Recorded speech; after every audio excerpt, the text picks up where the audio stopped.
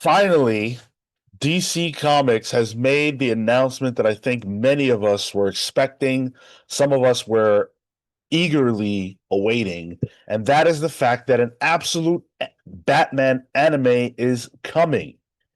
And with that announcement and a couple other things that are going on, just it feels like DC. Last week I talked about how Marvel feels like they have the opposite of the Midas touch.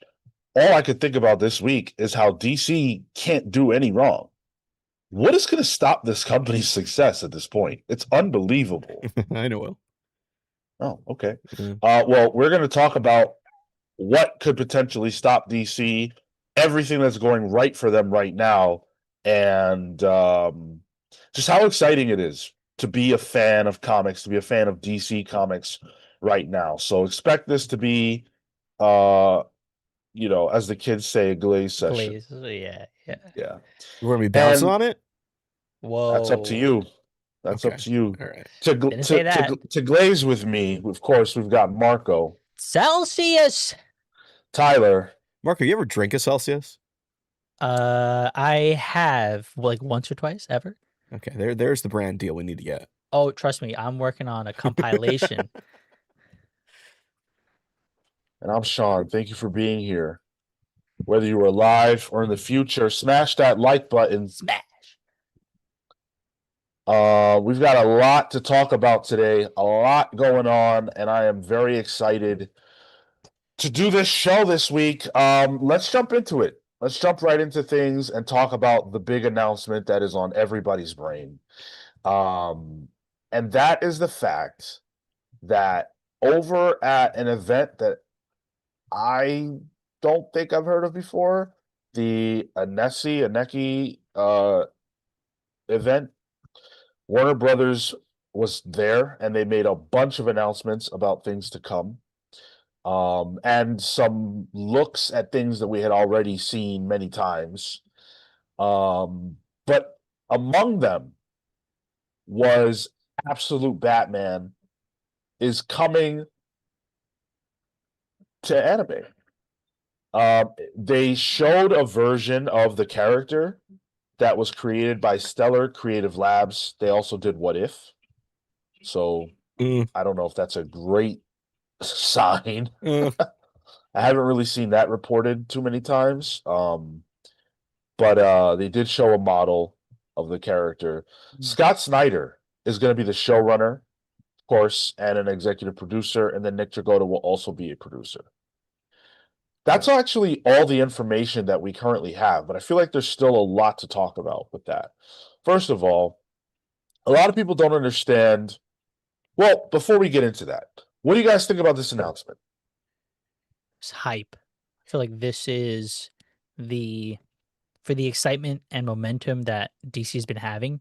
This feels like a capstone on top of that, and it's what I feel like the natural trajectory for, especially in light of what Kirkman had said about like the pipeline that was sort of percolating in the zeitgeist, I guess. And so this feels like cool. We're bringing what is already a manga influence title off the back of a successful DC and doing a quick turnaround as it could be a boon to a comic and as well to a publisher by bringing Absolute Batman. This feels like a Chainsaw Man manga hype train brought to life, brought to the anime pipeline.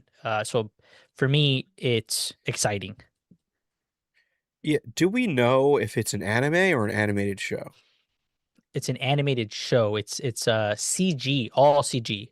Fully CG animated show. Yeah. Okay. Yeah. Which we'll get into. I have thoughts on that one. Once again, Kirkman was right. Yeah. The guy who has his pulse on the vein of the comics industry just talked about this, what, Comics Pro in March? Yep.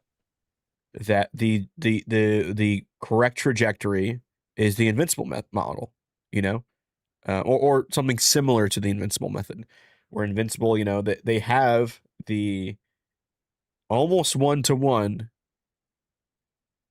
comics to animated show pipeline, and that has made Invincible bigger than it was ever was when it was being printed as an idea and as a brand.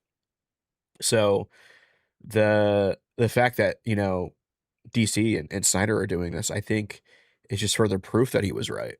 And also, like, it's also what makes the most sense. Let's be real. Yeah.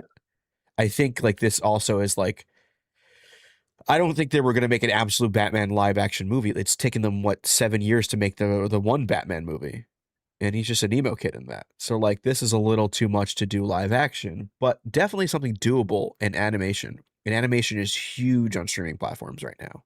So this is just like the dumb right move to make. And I am excited for it. I will be watching. I do have some reservations, but mostly I am pretty excited for it. Yeah, I mean, we did a video not even 2 months ago, I think, about how this was the next step. Yeah. And I think that anyone looking at this and the success of this, the success of the comic has to know that this should be the next step forward.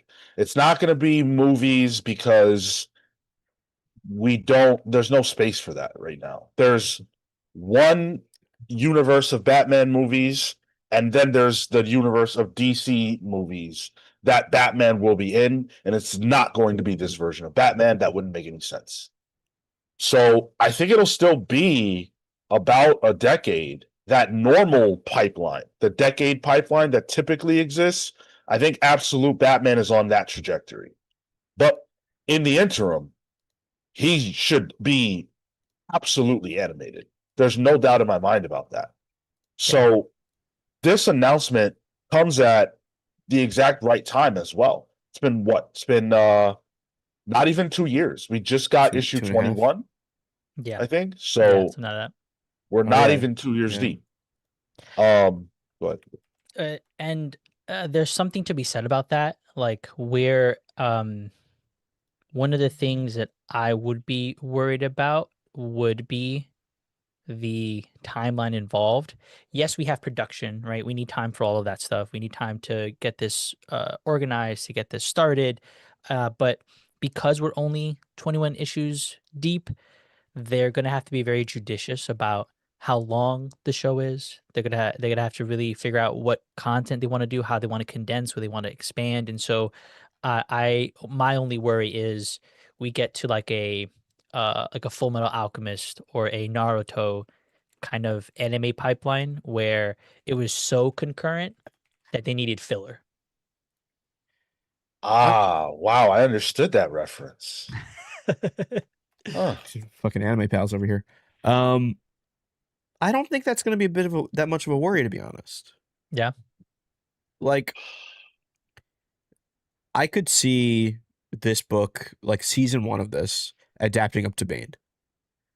Like the one of two options, either up to the introduction of Bane or the end of that Bane saga. So like volume 2. Make it like 8 episodes or something like that.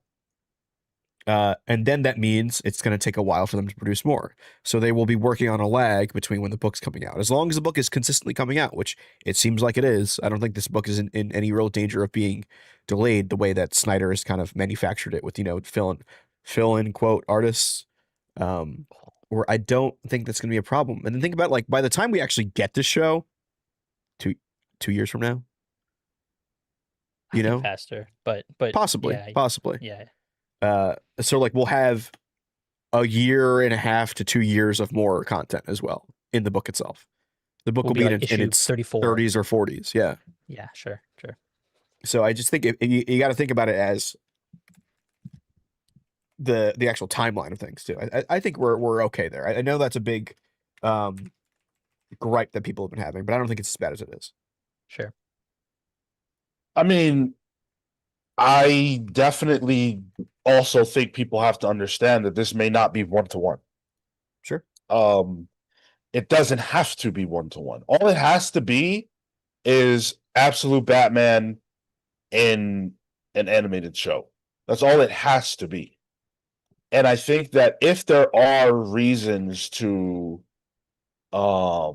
stretch things out, that doesn't have to be filler. That could be meaningfully new material that's unique to the anime, and I think that's valid. It could be a 2-episode Killer Moth story. Yeah. You know, like maybe something that does, like, sorry, Killer Moth fans. I know there are plenty in our chat specifically, but like that is, they might not have room for a little ditty of a story, um, in the comics for that because they have a plan. Yeah, I look at this and I say, man, they have so much room to play here. You know, the Invincible series, Tyler brought it up earlier, as a roadmap, if you will, that show's not 1-to-1. And in fact, as somebody who's not that tapped into Invincible, I thought the show was better. Like from from where I got to, I thought the show was better. They condensed. And sorry? They condensed that like upfront stuff. They condensed it, and I think they were also able to just use hindsight to go, well, it's actually maybe better to do this way at this point. Yeah. And sure, there's not enough time for there to be like an absurd amount of hindsight for Scott and Nick and everybody else to look back and say, oh, we could have done that better. Maybe it should have been like this. But they can still use hindsight to make changes and make this more palatable for the medium that it's going to be in. Mm. And you know what, to that point, I hope even if they do those additional stories, like those out of what would be 1-to-1, I hope they follow the same sort of spirit of the book where a different art style or like different artists come in or different people come to tell stories, because I do think that that's one advantage that they've had in the comics is they bring on a Kennedy, they bring on a um I'm blanking on Danny Warren Johnson. Like they have the ability to be somewhat flexible with that, and so even if it's not like we're going away from the CG stuff, if we're trying to tell a different story, that we try to bring on like a different voice because that helps to feel creator driven from this perspective as well. I don't think that's gonna happen though, because the fact they're going CG means they're gonna have models, Mm, mm. and if they were to change the art style to tell stories, they're not gonna. They had to create all new models for that, which defeats the purpose of the medium Do a and the Monogatari. efficiency. Yeah, the efficiency they can do it at. Pull for those anime heads, do a Monogatari. You know what I'm talking about. That's Would you say some Futanari? What? that's something that sucks for sure, that like there isn't really the space to adapt the art styles that the book has. Outside of, I assume, Nick's, who's going to be the style that they model the whole thing after. Yeah. But even then, one of the strengths of this book, and as far as Nick goes, is the panel layouts. And there's not quite a way to represent that on screen. But it'll be interesting to see how they convey his style despite the change in medium. I think you can represent it on screen. I think you can do panel work on screen with the transitions between shots. You can make a dynamic panel layout system. Or I'm even thinking of if we're talking, like directing. I'm a big oh geez. I'm not a big fan if I can't name him. Hold on a second. Director Edgar Wright. I didn't even have to Google it. Edgar Wright does a lot of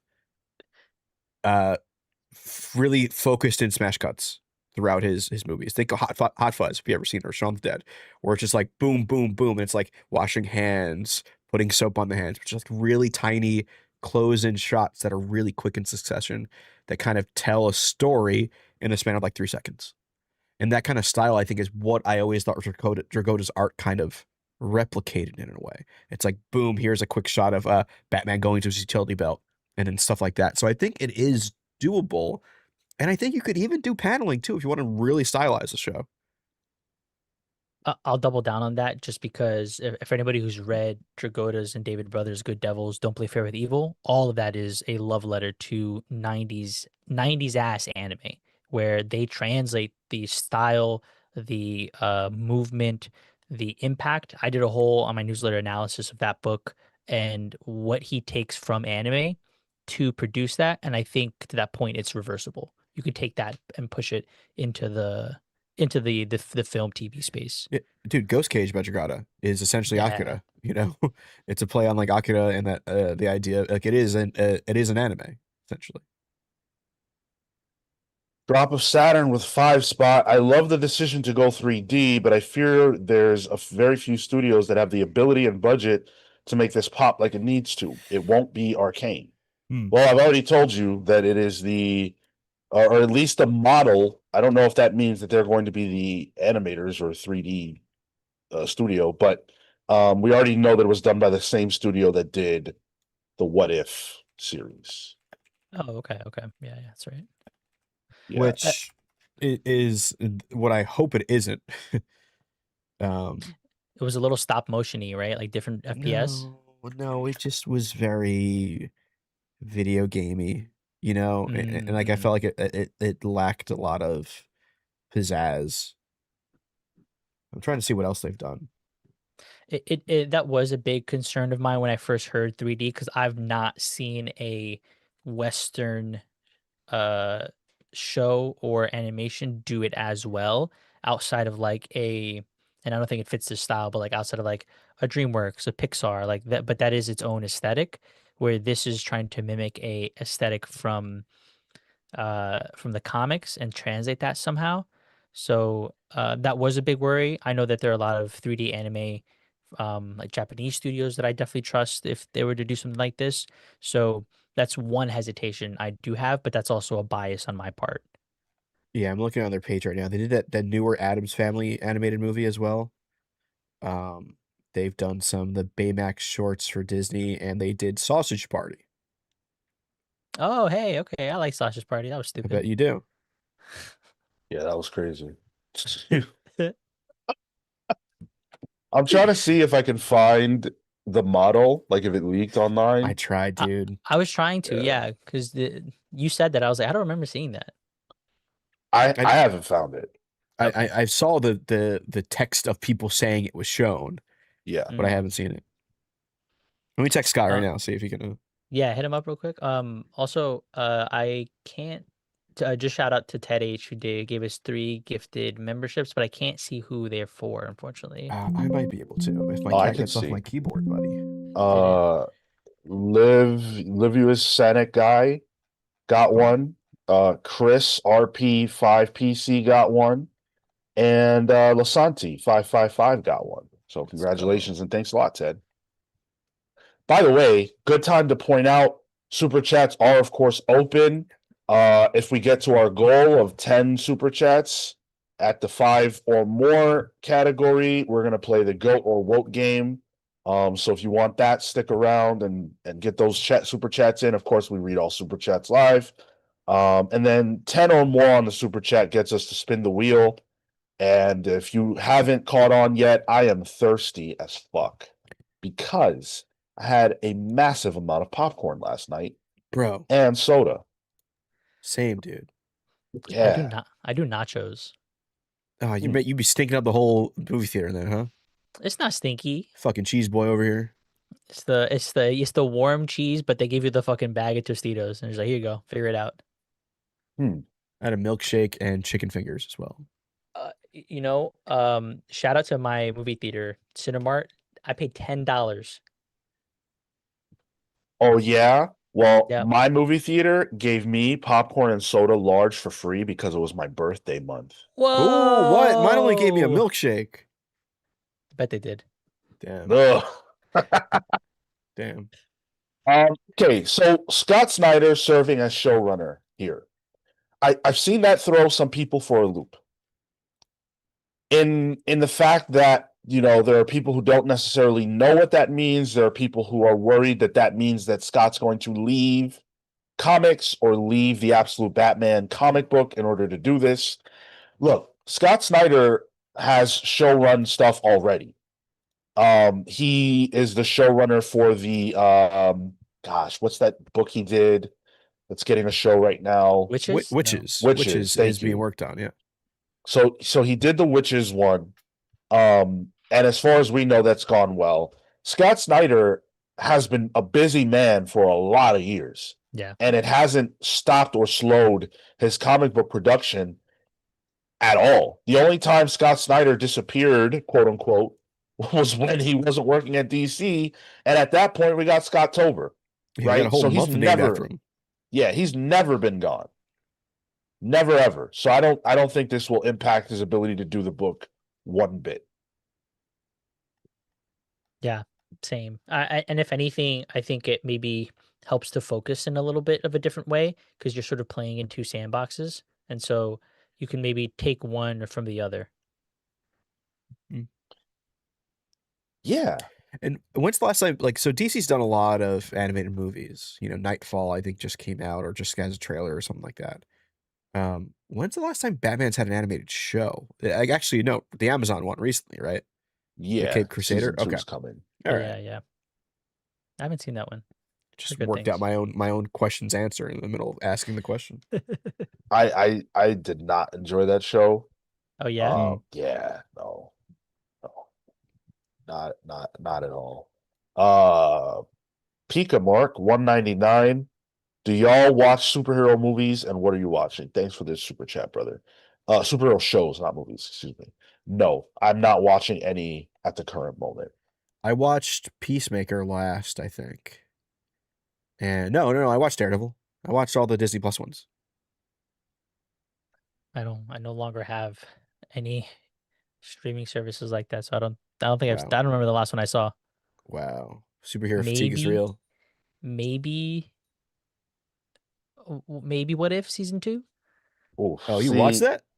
That's I why mean- you don't have. That's what I would cancel Disney Plus too after that. Yeah. It wasn't great. What if they didn't make this? Yeah, please. You know, it's really weird because there was a time in my life where if you told me there would have been superhero shows that I wasn't watching, I would have been like, no. You know, when I was a teenager, there's no way there could have been a superhero anything that I wasn't watching. But now there's so much of it, and so much of it is whatever. That's Not no, the it's boys What If. guy. Oh, I like the boys. I like the boys. I'm just not watching any of it right now for some reason. Like Daredevil, I want to watch it, but I just don't ever sit down to watch it. Oh, not- that's yeah, the it's not only one I sit down to prioritized. watch. Yeah. it's not a priority. Actually, I blame Daredevil for getting me into Sopranos.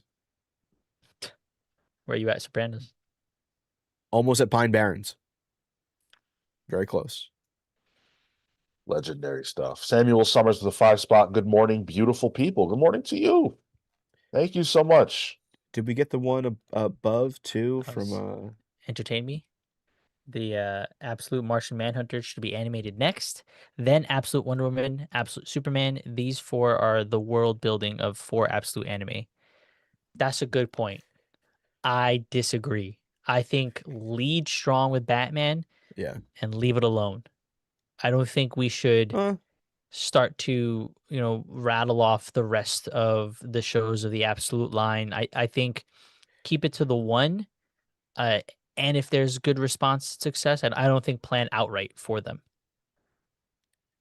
The thing is, you expect them to make something, and if it does well, to not make more of it. That's not how business works, unfortunately. So, like, if this does well, they're gonna do more. But I think the next one up is built in, and that's Wonder Woman.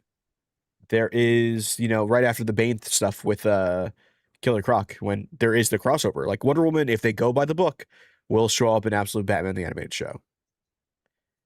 So that could also be a kind of a backdoor pilot if they need to.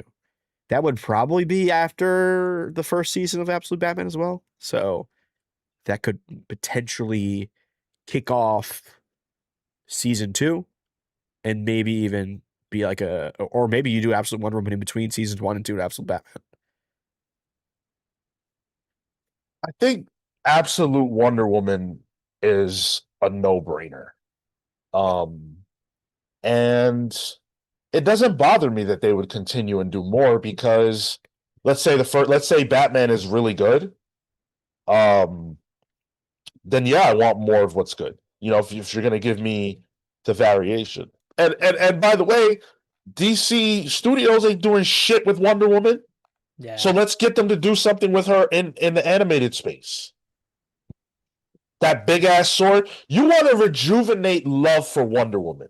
You put absolute Wonder Woman on Front Street.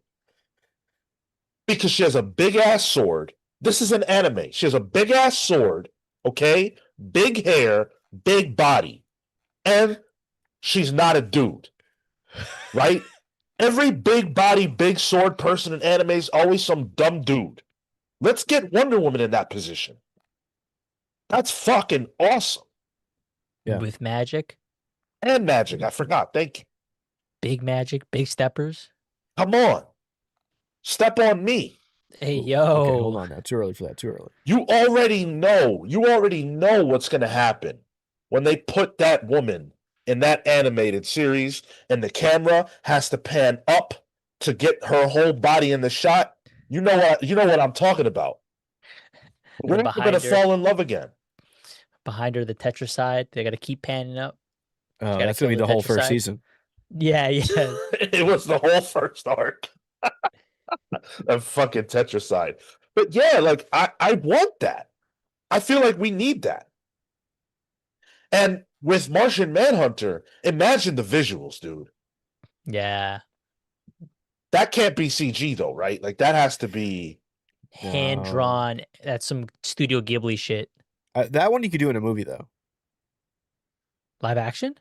No, like an animated? absolute Wonder Woman movie. no. Absolute Martian Manhunter could Manhunter, be I'm sorry, a like a feature length animated film. I think that would be better served that way. Yeah, Really? it's 12 issues. It's one and done. Oh, sure. Because of the 12 issues and the way that it's all hyper serialized, like Yeah. everything is that one story. Mm. Absolute Batman has different villains you're fighting and stuff. It's sprawling.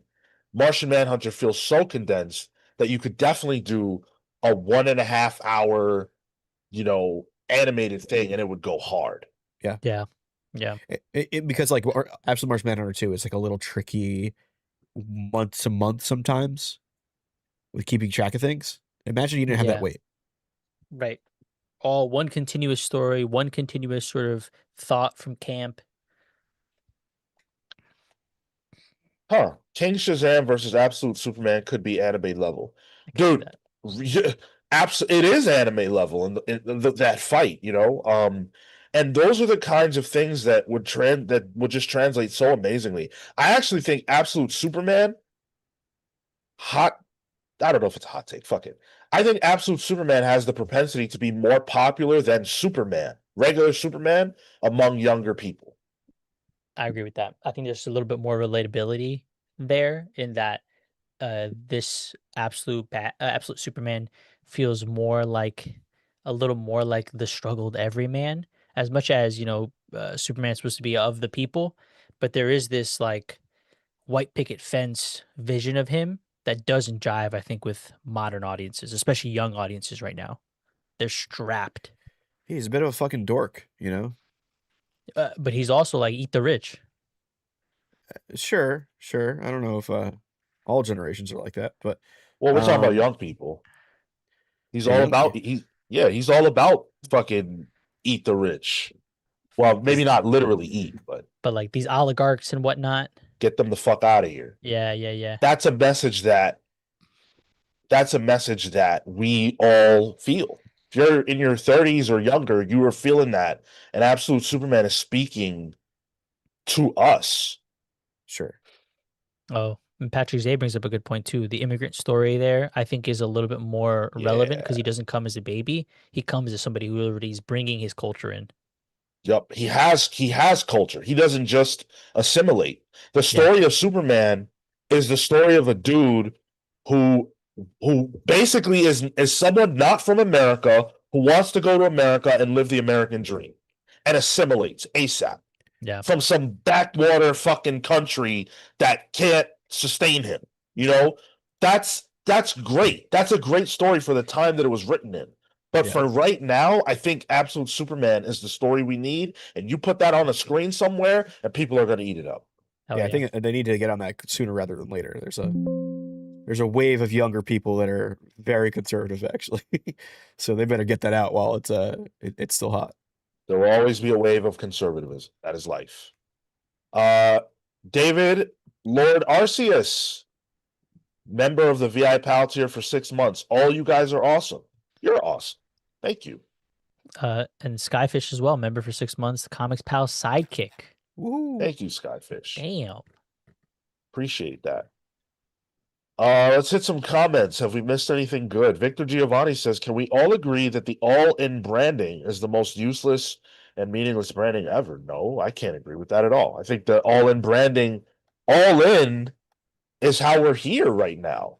Like that messaging of we're all in, DC going all in, I think that was one of the best initiatives we've had in comics in the last decade in terms of like a branding messaging initiative. Yeah. I do question why it's still happening. They're almost 2 years for it, and typically branding things don't last that long. But I think added Sket, it was like, no, yeah, this is like, you're not just getting Absolute, you're getting the mainline. They're also going ham on mainline as well. All of it is important. Is it not next level now, or is it? And I was about to say, we're in next level now anyway. Yeah, we're not yeah, in yeah. all in. Oh no, they're still branding the trade as all in. Well, I mean, that makes sense, right? It's still part of that wave, I guess, until we get the rest. Yeah, but we're in next level. I don't see a problem with the all in branding at all. And they're calling it a all in saga, right? Mm. So this is the next level, is the second act of all of Right. that. The first one was we're all in the Justice League, which, you know what? That fucking's cool. That's cool. J Sage with the 4.99. I agree with Absolute Wonder Woman being a way to bring Wonder Woman to the mainstream. Because out of all the absolutes, she's the ideal version of her mainline. Then Wonder Woman can blow up. I definitely agree. I definitely agree. I think Wonder Woman would absolutely blow up. For if sure. that was the main version. That's not how I read what he's saying. I read what he's saying as that she's the idealized version of mainline.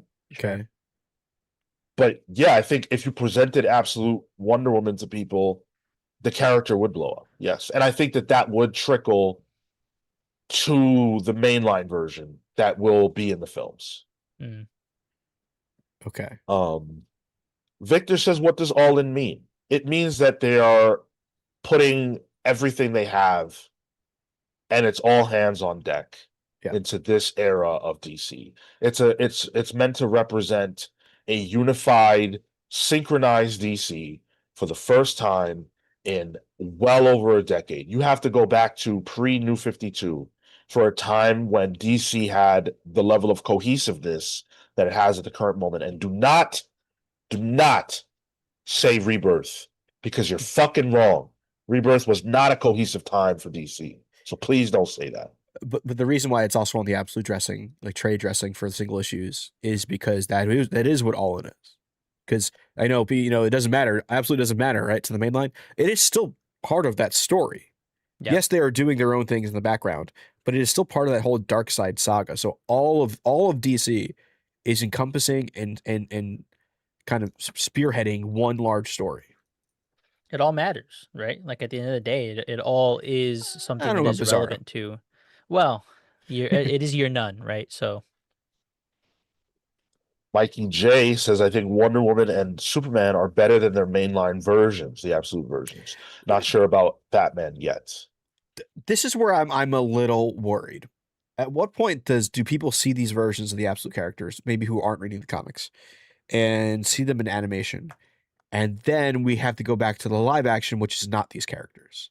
Like, imagine Absolute Wonder Woman, the animated show, does huge. Everyone loves her. She has a sword, she has a power set where she can turn her arm into things, and she has all these different utility belt stuff. And then we go to the movie, and it's just her with a lasso. There's a disconnect there. Is there a disconnect there? Yeah. Like Absolute Superman and Absolute, or a normal Superman, very different. So at what point does this become like, okay, well, I'm not getting that in live action, so I don't care about that. It's my dad's Superman. Well, I think that becomes a generational divide, but I think both can exist, right? And the reason that they would even be in those different mediums is because there are audiences that respond to those different mediums. A potentially older generation who is familiar with the Wonder Woman, the lasso, the tiara, and all the ways that it is more inclined to go see the movie, and they're catering to that audience. Ideally, it brings them, some level of success and revenue. And then equally on the other side, for the newer people that they've acquired, there is they are being serviced as well. I think in the same way that we've gotten the compacts, the same way that we've gotten, uh, the absolute line as a whole. Like we are being serviced in so many ways to make room and create opportunity for DC. Also, specifically with Wonder Woman, I mean, I've seen her use swords and shields and mainline before. You can definitely bring a lot of that stuff into the films and not have it feel like you're not watching mainline Wonder Woman. And I think that's okay, and we've had different versions of characters endlessly. We've got Miles in the Spider-Verse movies and Dad Spider-Man there, but then in the MCU, you've got fucking Tom Holland. So I think people by now are used to different interpretations. That's fair. Yeah, I think a few years ago you'd bifurcate the audience, but now I think they can kind of pick and choose because they're so used to it. Well, I thanks, I, I Marvel. th- yeah, I do think they had missed out on a really good opportunity with the Azarello Cliff Chang stuff for Wonder Woman. That would have been either Yeah, animated, that would have been sick. that's what I would imagine Gunn would should do, but we can see where he's going and his favorite types of DC comics right now. I'm a little um I'm a little surprised, I guess. I don't know. I think that, you know, the absolute characters are the versions of these characters that DC has needed for 40 years. Because when you look at Wonder Woman, I love Wonder Woman. This character can't sell a fucking comic if Tom King's not writing it. Unfortunately, it is what it is. Superman, they've rehabilitated that character so much through bringing John into the fold, through War World, through what Josh Williamson has done. But that character has traditionally struggled to sell comics post 90s. Batman is the only one of the three who carries DC Comics, but the absolute versions have changed that. And there's a reason. It's not just because it's a new universe. Yeah, Absolute Batman is going to sell and be the best selling comic in comics because it's new and because of the sales and because of the resale value. But if Absolute Martian Manhunter, Superman, and Wonder Woman weren't good books, people wouldn't give a fuck.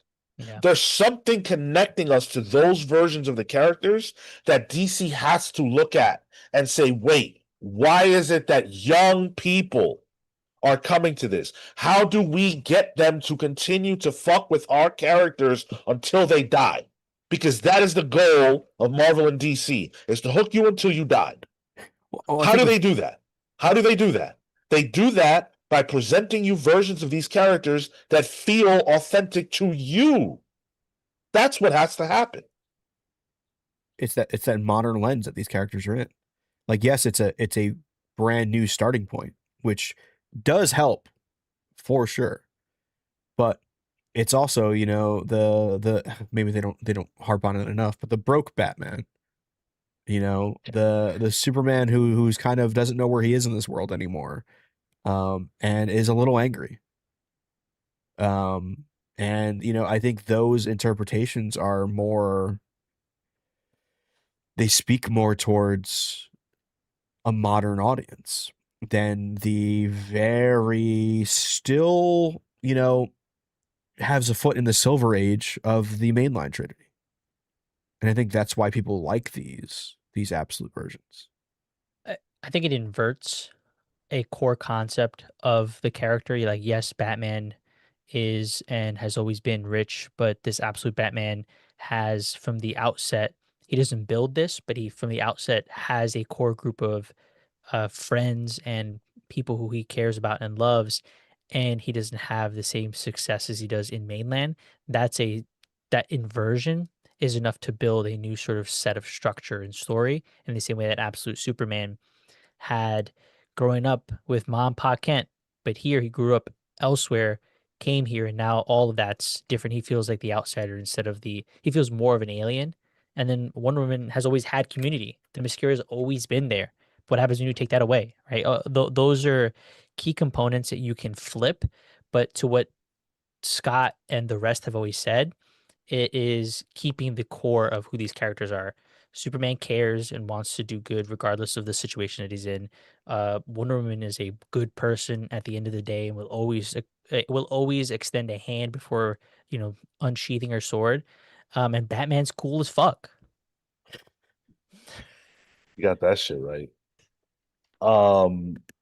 So mainline exists in a universe most people don't recognize anymore, says Mothman. And I think that is a problem that DC has had for decades, where these characters are just too old. I was thinking about this the other day, yesterday, as I was putting the show together. I've been watching WWE for 30 years, and about every 7 to 10 years, the WWE has new faces. They're always trying to bring new people on, but in terms of the top end, you start to introduce new people. Right now, if you're watching wrestling, you're seeing characters like Obafemi. You're seeing characters like Braun Breaker. You're seeing these newer faces, right, who are freshening things up. Javon Evans, right? And they can create characters who resonate more with where we are at in life than the ones that were around before. For example, Stone Cold Steve Austin represented a modern man in the 90s, a guy who's upset with his boss and wants to beat the shit out of him, right? They created a character that fit the time they were living in. For some reason, the comic book industry does not do that, especially when you look at DC Comics.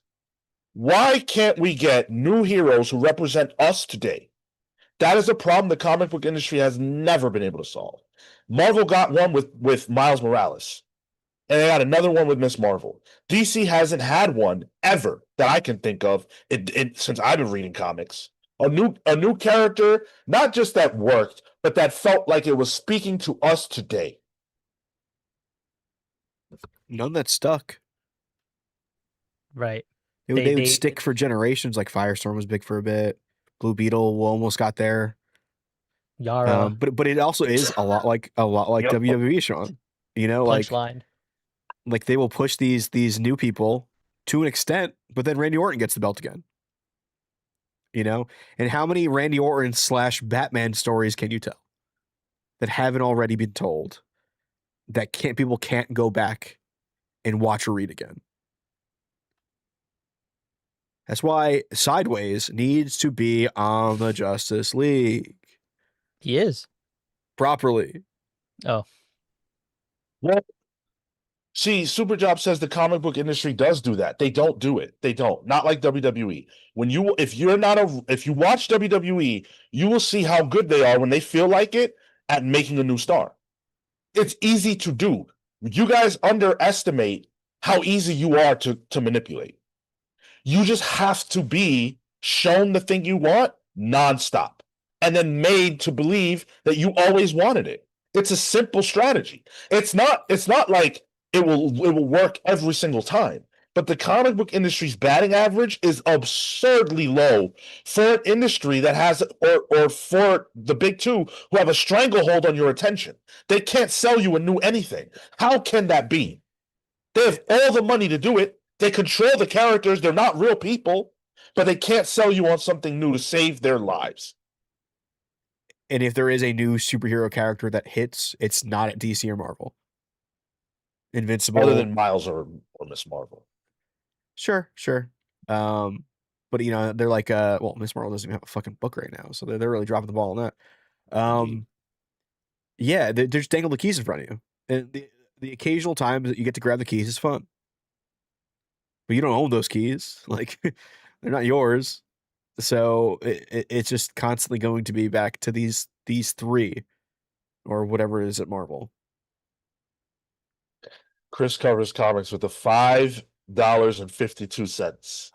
Says, okay, now, Sean, we're sounding a little 5G in here. Well, you know what, dude? You know what? I'm on record that Dan Didio had a point. Not that 5G was what should have happened by any means, but he had an overall point that I think the absolute versions address. Yes, they're not new characters, but this is the way to get that. This is the way to have your cake and eat it too.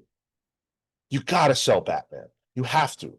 But let's make him at least connect with modern audiences. Not that nobody wants to read about a billionaire anymore, because obviously people buy Batman mainline, but people don't fucking like billionaires anymore. No, we like trillionaires now. Hey, let's go. Different letter. And then Hayden has been a member of the VI Pal tier for 16 months. Thank you so much. Thank you. William Lee says when WWE repackages wrestlers, it's harder to repackage something like an established 30-plus year IP. I don't think so. Why? Why is it harder? Why is that harder to do? You can tell people anything you want. They just made it so that Captain America came out the ice after 9/11. You can't. That's a repackage. Liberal. That changes the entire fucking understanding of that character. He came out the ice after 9/11.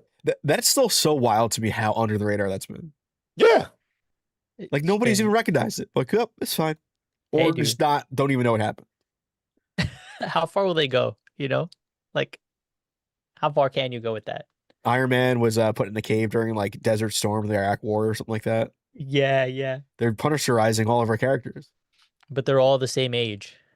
Uncle Ben and Aunt May were actually in a polycule. That's what he got out of the talk. That explains the baby. Yeah. That's what he got out of the talk. Jay Sage with 499. They don't stick they don't stick the landing. DC has done Dark Matter, Millennium, Bloodlines, like Sean says. They got to push it in your face, but also need strategy. Yes, it's the top creators on the top characters with commitment. You can't just bail. They bailed out of the Dark Matter stuff. Yeah. Why not try as... I don't give a fuck if you take a sideways toy, come to my house, and try to shove that shit down my throat. Make me care about this character.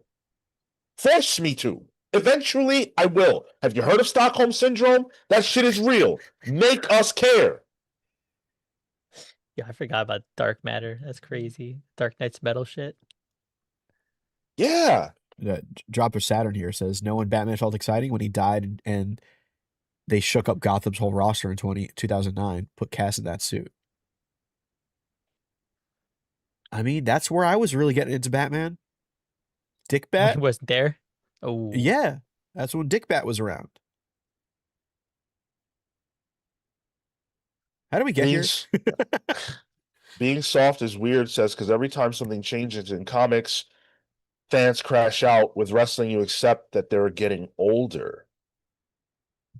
Dude, ask fucking Hulk Hogan fans. They wanted him to wrestle the day before he died. That's crazy. You know, the one more match chance for wrestlers who are way past their prime. Mick Foley's about to wrestle again in AEW, most likely. The comic book fans are not different than any other kind of fan. The comic book industry treats comic book fans differently than any other industry. And that's also not an older generation comic book fan issue either. Younger generations can't even handle JR covers at this point. Like, yeah, they're whiny. I don't like JR. The attention span for the average person, I'm not even going to say comic book fan, is minuscule. And so is the attention span of profit margins, unfortunately. So that's why these things never get to actually stick around, because companies are too gun shy about maybe losing a little bit on the short term to gain more in the long term. Yeah. Why can, and I hate picking on this book. It's not a target. I have no problem with the book. But like, what if you gave the kind of road that Poison Ivy has had to a new character? Like, what if you just tried? And all right, maybe it doesn't go as long as Poison Ivy has, but imagine if we had 20 issues of Sideways. Mm, mm. Like, that could go a long way to making that character. 20 issues, it gets canceled, throw him in the league. Let him bump shoulders with Superman in them. And then when his star rises a little bit more because he's being spotlit, give him a mini, give him another ongoing, try it again. You can't just shut these characters down like this. Can't be driven by the profit margins. What are we, Imperial? Oof, God, don't. Why would you have to remind me of that? Jeez. It's crazy, man. McFoley's 61. He's a rough 61. Yikes. Of course, yeah. This dude, Marco, do you know who Mick Foley is? I have no idea. I had to Google him. Mankind? Sorry, human? Okay. Kind? All right, never mind. Oh my God. Silhouette of Darkseid says we had so many volumes of Miss Marvel. Marvel gave her so many chances. Yeah, good. And they should. They should. They should do everything they possibly can to make characters pop. We should boycott until there's a new character who has a mainline ongoing series. Give him full immunity from being voted off the island.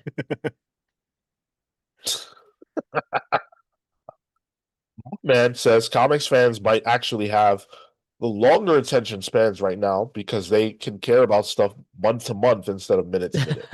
I mean, that's a good fair. point. That's fair. That's- Yeah. It's in the context of comics, it's short, but in the context of everything else, it's very long. Mm-hmm. Yeah.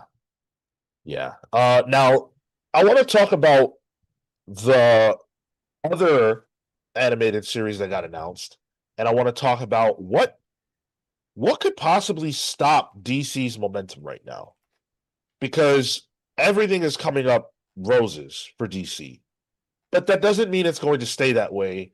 Nothing stays the same forever, and I'm wondering how long this hand can stay hot. But before we get to that, I do want to give a special shout out to the people who make this show possible every single week, and that is you, the listener, you guys that support us, you guys that support us on Patreon, and of course Super Chat and Show Up and everything else. This is your moment. If you want your shout out on this show, patreon.com/thecomicspals is the only way to get it. And I personally love this segment because I love acknowledging you. So, special shout out to our pals vs. Legends, the Hound of Justice, Atomic Hound, Starcross Catherine Stars, the Spear of Judgment, Jace Jumble, Safe Haven, Hayden's Hideout, Jesse and the Juggernaut, Kyle the Zenith Flare, Panda v Panda, Ted Wong, Adam Soulless Smith, Sam the Last Young Renegade, Blur Jekyll Jose, Entertain Me, Peter Living Lightning Electric, Shalom Paladin Warburg, Jamzilla the Party Animal, Cosm the Andric, Chris the Cure Coleman, and Brian Acosta.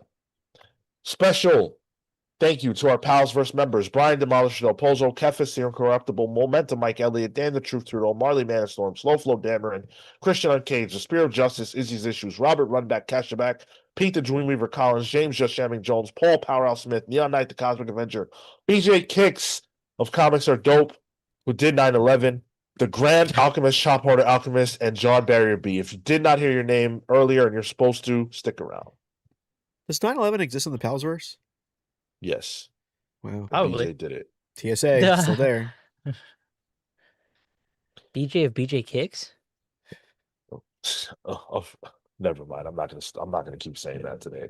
I want to keep saying it, but it's okay. Not even here to defend himself.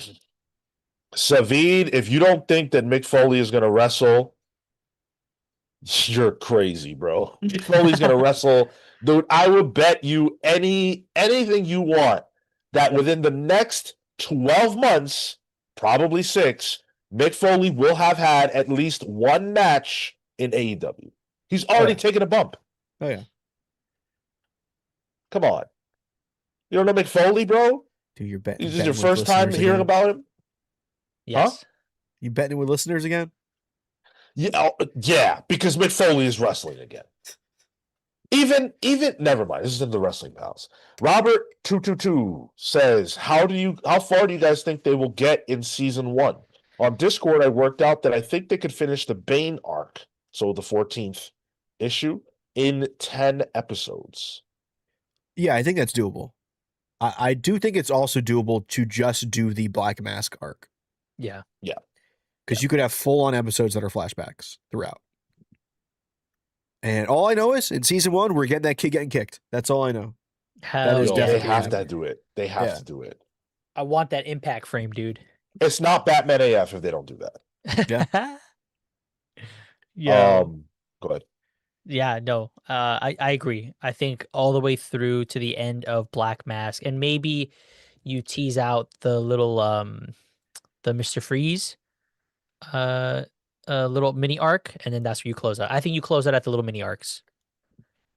I think that's reasonable. If you're gonna get the Mr. Freeze thing in there, which I think they should, then yeah, getting that all in one season.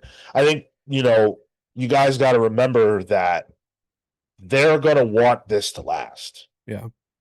They don't want to burn through the material. And you can, like, we've used the word filler. I don't even know that that's necessarily what it would be if they added material. If you add a sub villain, a mini boss for Batman to have to deal with before he gets the Black Mask, for example, and that adds an additional episode or two, right? Like, there are ways to add to this that don't take away from the material at all. CL Silverhand, who I saw just joined us over on Patreon. Thank you. And just saying it now. Sub to the Patreon this week. Happy to support the pals. Marco and Tyler, quick thoughts on the 3 new DC team books announced in the last solicits. So that's Legion, Doom Patrol, and Teen Titans, right? Yep. Oh, I didn't hear about Teen Titans.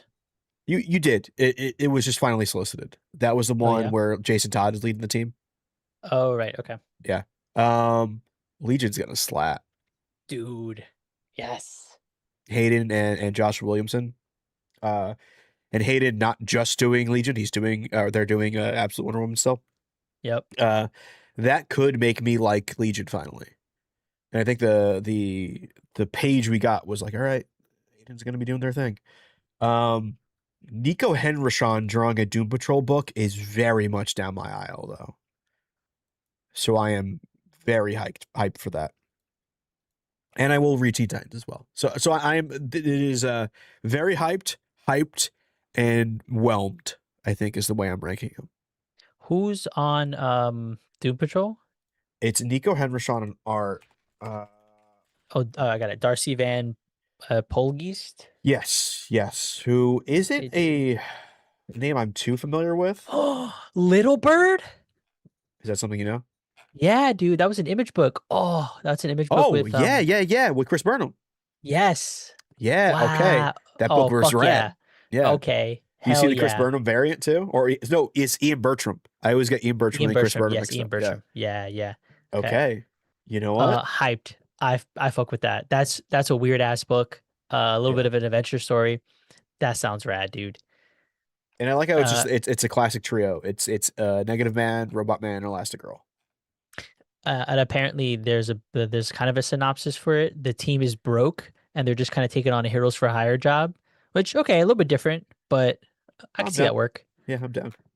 I think to your point, Teen Titans is the one that I'm maybe the least hyped for, just because Kyle Higgins, as much as he's done good work with like the Radiant Black stuff, and what was the Batman, like Super Sentai Batman stuff? Yeah. Which like it was alright. Radiant Batman. Yeah, exactly. Yeah, that didn't really hit for me, but I do think he's a capable writer, so I'm excited. So in order of hype, it is Legion, then Doom Patrol, then Teen Titans. Yep. I'm right there with you. That is my same order. And it's very interesting how the Doom Patrol team is not who we thought it would be. But that's okay. Yeah, Dennis Camp's book is still somewhere. Yeah. And I think it might be Shadow of the Bat. That's the speculation now. We did see that Javi was drawing Zatanna. Posted a picture of that. So is that something we're supposed to take as a clue? I don't know, but it's not like Zatanna can't appear in a Batman comic. So right. And that's also under the assumption that whatever Javi's working on is what Dennis Camp is also on. I'm Which I don't pretty think- sure we know that. Do we? Okay. I'm pretty sure we know that they're working together on a new property. They're like a tag team Yeah. at this point. At- Damn, dude. Whatever's next, I'm almost 100% sure we know they're doing it together. Dennis Camp Jonah Hex. Let's go. Oh, Could be. That's not out of the realm of possibility. Let's shift gears a little bit and briefly address the rest of the animated series announcements. I just Oh, yeah. want to cover the new ones. We got Joker, Laugh Riot, and Krypto were both announced. Now the Joker one will be it says it will be DC Studios' first anime series. And it's worth shouting out, I should have done this sooner. Nexus Point News did a great job of putting these pieces together on social media. But yeah, Joker Laugh Riot will be the first anime series, and then we're also getting a Krypto animated series. Crypto, I care less about to see. And apparently it's a series by one of the SpongeBob people. So it's actually the Chowder guy. Oh, okay. Yeah, so that's what has me excited for it. C.H. Greenblatt, who did Chowder, and I love Chowder. So that is actually something I will be watching. For me, the interesting one is Laugh Riot. The anime sort of angle is interesting, and I think the Suicide Squad, that other CG one that they made a few years back, and the Batman Ninja was rad. So if this is sort of in the vein of more animated, less 3D model, I can see it working. I did like the quirkiness of that, so I do trust when they kind of deviate, when DC and Warner Brothers kind of deviates into this sort of flavor. Neither one of these is for me. I don't Yeah. care about the Joker in an anime. I actually hardly care about the Joker in any way at this point.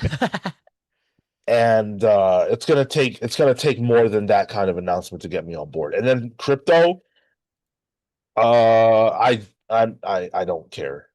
I'm sure people will love it, and that's great. But for me, I don't need that. I'm barely hanging on with these shows as it is. Yeah, for context, I think C.H. Greenblatt worked more so recently on the Jellystone show for HBO Max, which I actually really liked. It was like all of the Hanna-Barbera cartoon characters in one city called Jellystone. Oh. Chowder, and then I believe Billy and Mandy, Ooh, I like that. or at least specifically Fred Fredberger. So there is a resume for C.H. Greenblatt that I am excited for. Wait, Tyler, you're telling me there's a show with all of the Hanna-Barbera characters that exist in the same city? Yeah, What? yeah, it's called Jellystone. It's freaking hilarious. If there's 3 seasons, there's 77 episodes to this thing. Yeah, dude, there's a lot. They have like even I think even the Wonder Twins showed up in there. Like they started How- expanding in that. Wow. It's How really have I just heard it's about goofy this? as hell. It's goofy as hell. I do recommend it. They Huh. did some gender bending though. I believe Jabberjaw is a girl. Oh, I'm out, dude. They can't be alright. doing that to my characters, dude. Too they woke. They can't be doing that shit. Dude, that was very nearly my reaction when I was watching that fucking Caped Crusader and the penguin was Wait, what? yeah. Was a lady? Yeah. I watched way more episodes than that, and I realized, okay, yeah, this show's not for me. But when I saw that, I was like, wait, what are we doing here? There is also a crossover Jellystone episode called Crisis on Infinite Mirths, where all the Hanna-Barbera characters clash with Mojo Jojo, Dexter, Powerpuff Girls, and Billy and Mandy. Oh. Wow. Wow. Shocking. I did not know that. Yeah. Chris Covers Comics wants to know our thoughts about Jessica Cruz getting a show, My Adventures with Green Lantern. I'm not sure if we've talked about that or not on the show before, but I think it's great. You know, sounds good. I guess the My Adventures series are like kind of are they kid friendly? Are they for younger people? Because that's what They're- the Superman one looked like to me. Yeah, I think they're all ages types stuff, you know. Okay. Jake Wyatt, I think, is one of the showrunners for it, or Yeah. the designers Yeah. for it. Who I have a Modoc piece from actually, back when Hmm. he was doing comic book art. Oh. So I think there's a pedigree behind that I think is very good. I'm not a big TV person, and I'm not a big animated TV person as much as I used to be. So it just kind of slipped past me. But it looks like they're leaning into Green Lantern being like kind of that magical space girl Sailor Moon type thing. Oh, that's cool. I like that. I think that's a good play. What? Who's? I don't understand. Who's Jillian Michaels? It's What is? she's a pundit at this point, but she used to be one of the trainers on Biggest Loser. Yo, that's right. Jillian Yeah. Michaels. Okay, I was like, why do I associate her with like gym clothing? Like I see Yeah, her oh in my God. gym clothing. I Yes. bet you do. Oh shit. Okay, is she fucking? Does she suck? I didn't know. Yeah, she's on the grift. Yeah, All right. yeah. Well, listen. Biggest Loser, right? Yeah, it turns out it was her the whole time.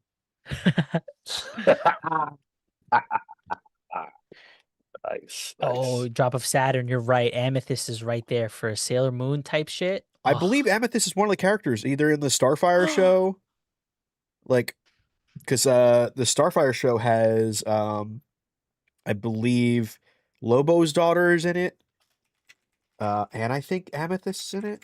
It's about a whole bunch of people who are like the last ones left. in Young Justice. Yeah, Crush and Amethyst will be in the Starfire animated series as well. Whoa. Damn. That's A lot of right. these I feel like have gone kind of under the radar. It's because it's animation, and I don't think I didn't even know this festival was a thing, like this animation festival, Yeah. but it apparently has been a thing for years. So like I'm just not tapped in. Oh my God. Puffy, Amy, Yumi are going to be performing the theme song for Starfire. Oh hell yeah!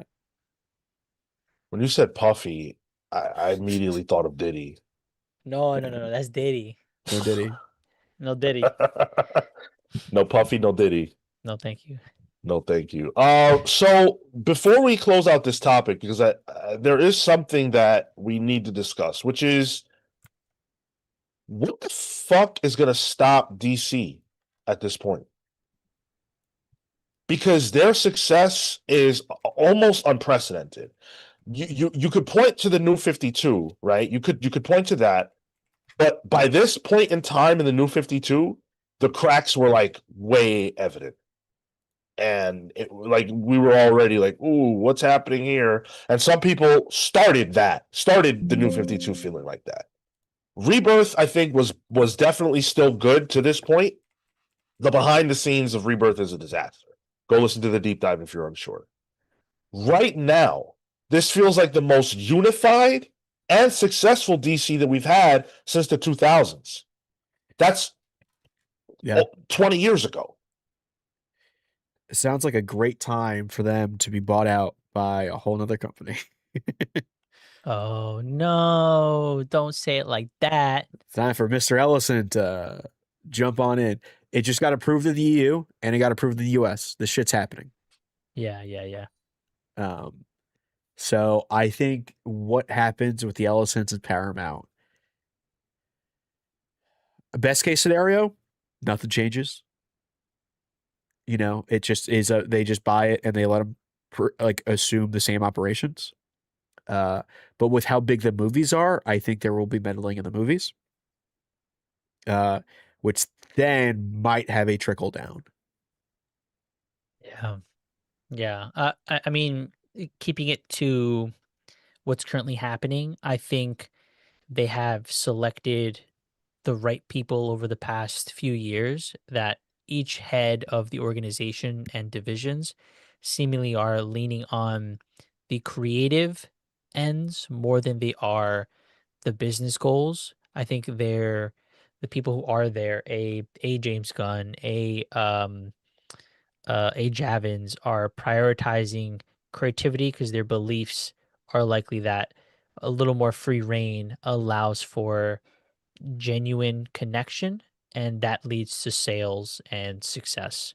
So I think that's what it is when you have good leadership, that good leadership passes that down. And when you have good people on board, especially on the comic side, leading this with good talent like Scott Snyder, leading this with the good talent of a Jason Aaron, a Kelly Thompson, and the rest of the respective creators, and making a good environment. That feels like the secret sauce to the success we've been seeing.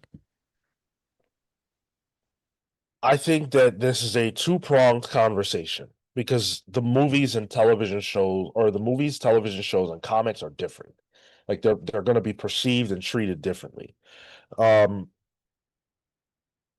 the comics, I think the comics are safe. I think they're too small a fish, and I don't think that the individual that was on the screen just now has ever read a comic or cares or is employing anybody who reads comics or cares.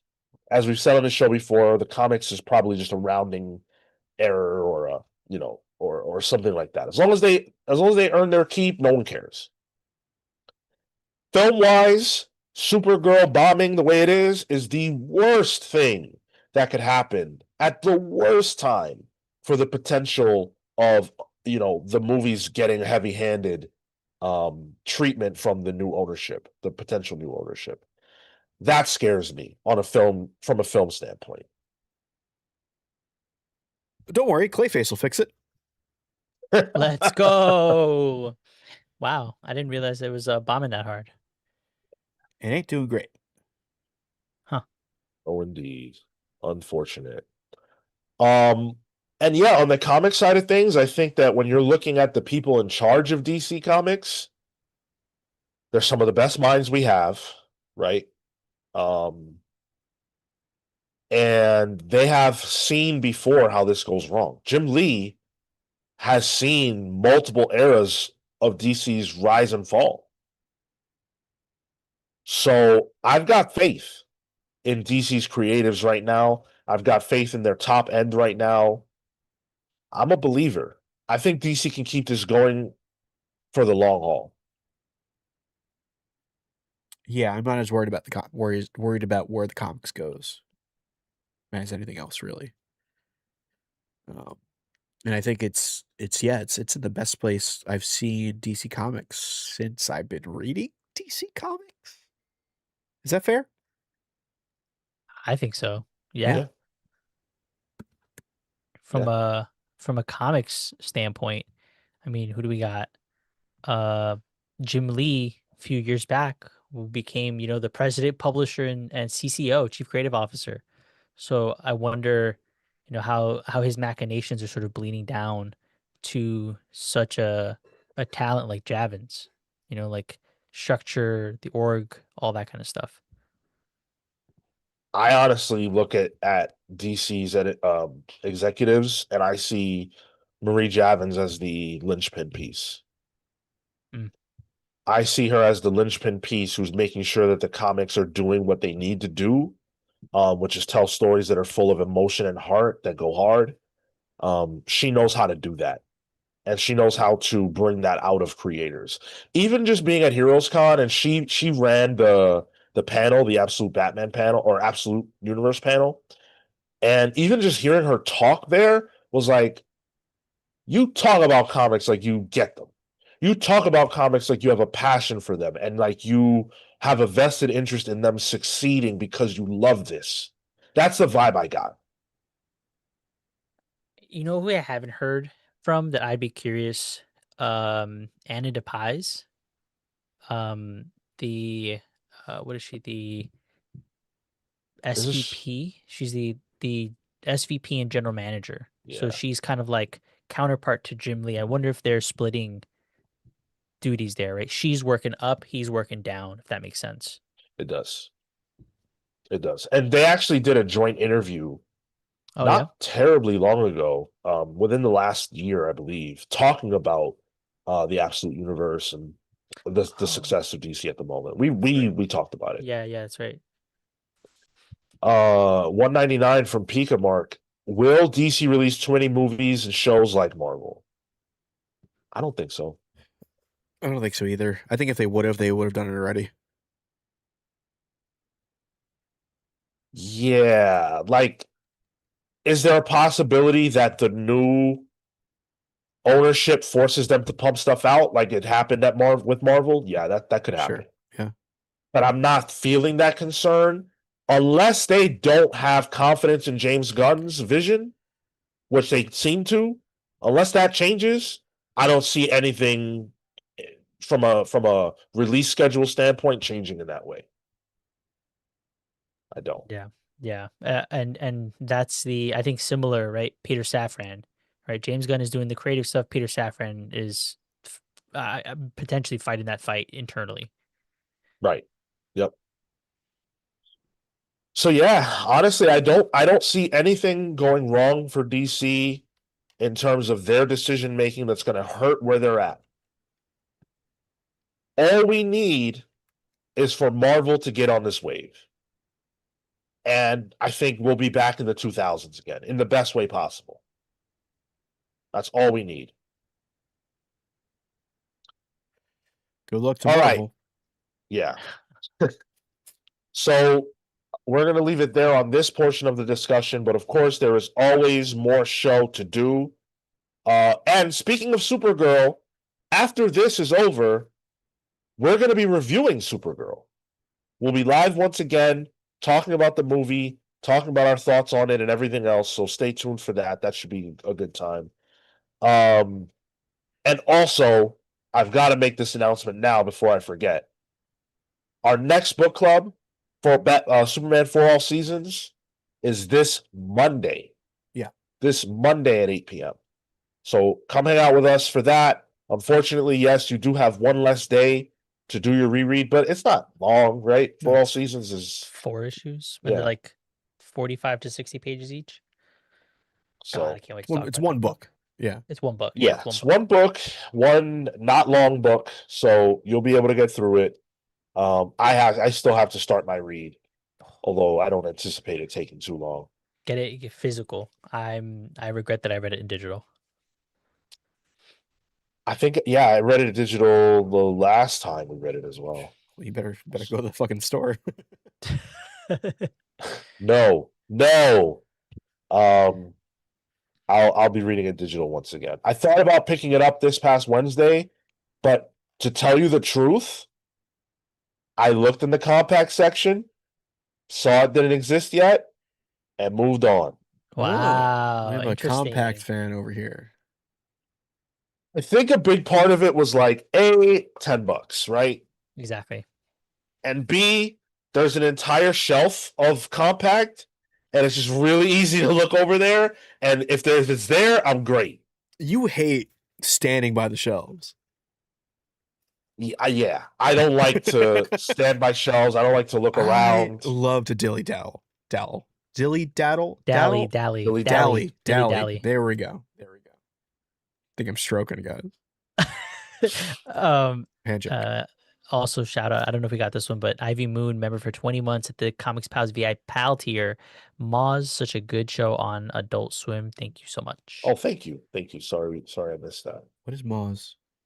My Adventures with Superman. Oh, okay. Oh. I didn't realize it was on Adult Swim. HJM Jr. says Supergirl is bombing because there's so many misogynistic men who are upset Sydney Sweeney wasn't cast as Kara. I don't agree with that. Because Wonder Woman didn't bomb. I think that we have seen Captain Marvel didn't bomb. Like, we have seen women-led superhero films succeed before with vitriol that was arguably higher then than it is now, because the Captain Marvel hate was insane. These men hated Brie Larson's face like you wouldn't believe. And yet, we were able to get a movie that did $1 billion. And no one can take that from Captain Marvel. I think that it's okay for us to admit that maybe the movie isn't good. And I'm not saying it's not, but like maybe it's not. Or maybe the perception of the movie is poor because people think it's bad. Maybe it looks bad. Maybe the trailers don't look good. Maybe Millie Alcock is not a star yet and doesn't have the ability to carry a movie by herself from a bring people to the film perspective. I think all of those things can be true. And it's also true that there are men who don't want to go see this because of misogyny. But to pin it on any one of those things, I think is inaccurate. Which we'll have a whole podcast to talk about. Exactly. Yeah. So Yeah. we'll be talking about the movie more in depth a little later on. Yeah, everyone was crushing on Gal Gadot, but people weren't crushing on the idea of there being a Wonder Woman movie. Not everyone. I think that a big reason why that movie did so well is because um, women really showed up. They really showed up in the way that Black people showed up for Black Panther. It was like we never had this audience before. Now they're here and they took the movie over the top. Mm-hmm. Womanconda forever. Yo, DC Crane with a 5 spot. Gotta support the pals and get to that GOAT game. Can't wait to see my boy Scarecrow in the Absolute Batman show. Oh, dude, You might yeah. have to wait though. That's gonna be a while. Yeah, we're probably still a few years out from that, but I'm with you. I'm excited to see what the opening credits look like. What song they pick. Something kind of dystopian electronic-y. Get Trent on the horn. Yeah. Oh, dude, Call him up. please. Call him up. Please. That would be amazing. Riley says Marvel told us Captain Marvel was essential for Endgame. That's why it did numbers, I know. I think It that's part helped. of it. Yeah, it Again, I don't helped. think you can say this is because of this. That's very like small thought. Like it's impossible that it's that because it's also many other things. You don't think that like there's any Captain Marvel fans. You don't think that women were excited. You don't think that like some men were excited. Like I was excited. I went into that movie with all the hopes in the world. Did I like it? Not really. It's all right. But still, I was as excited as possible. That. Hmm. But yeah, since we're in Superman mode, Supergirl mode, we got to do our top 5. We got to round our top 5 out. Now, Tyler and Marco missed last week, so we've got to get your number 3s, but we're also doing 2 and 1 today. So you guys are doing from 3 to 1. Hot Okay. damn. Superman Yes, villains. Okay. Yep. I got him. My number 3, Mongol, who up until the PKJ Superman stuff, I not really experienced. I have not been the biggest Superman reader, but all of the Warworld stuff, I think, elevated the danger and treated the title of Mongol in such a way that was rad to see. So uh all of the action and the adventure, the drama of that series, and Mongol sort of at the core of being just a piece of shit. Number 3. Number 2, Brainiac, who I think is one of the more is the most interesting Superman villain to me. The various versions that he has. I've not experienced the full breadth of Brainiac, but every time I see him, he can be in so many different forms. He can mean so many different things in the absolute universe. He's wild. It's scary. It goes from the breadth of emotional to frightening to menacing to just action packed. And so I think there's a lot of versatility with Brainiac, which makes him a really successful villain. And last but not least, number 1, the other LL in the Superman universe, not Lana Lang, Lex friggin' Luthor. They're gonna say Lewis Lane. No. Who is the number 1 hater, the number 1 op when it comes to anything Superman, and being able to see that dynamic. Lex, who's this megalomaniac, super self-absorbed, as a direct contrast to who Superman and Clark is at their core. So diametrically opposed that I think that's what makes him such a successful villain and so iconic in the space of comics. Okay, I'll go. I'll start with my number 3. My number 3 favorite Superman villain is not Bizarro. Mm. Me am not picking Bizarro for 3 because me am think he is best at Superman villains. Me hate the fact that me have to not talk like this, but me also think it's not fun, and me never want to do it again. Tyler, I think you did Bizarre already. No, I don't think I did. Did I? If I did, fuck it. Twice. two Wow. times. He's number 5 and 3. Yeah. Did I put him as number 5? No, I actually don't I don't remember know. that. I thought I'm trying to remember who I was, but we haven't done this in a couple weeks, so I forgot.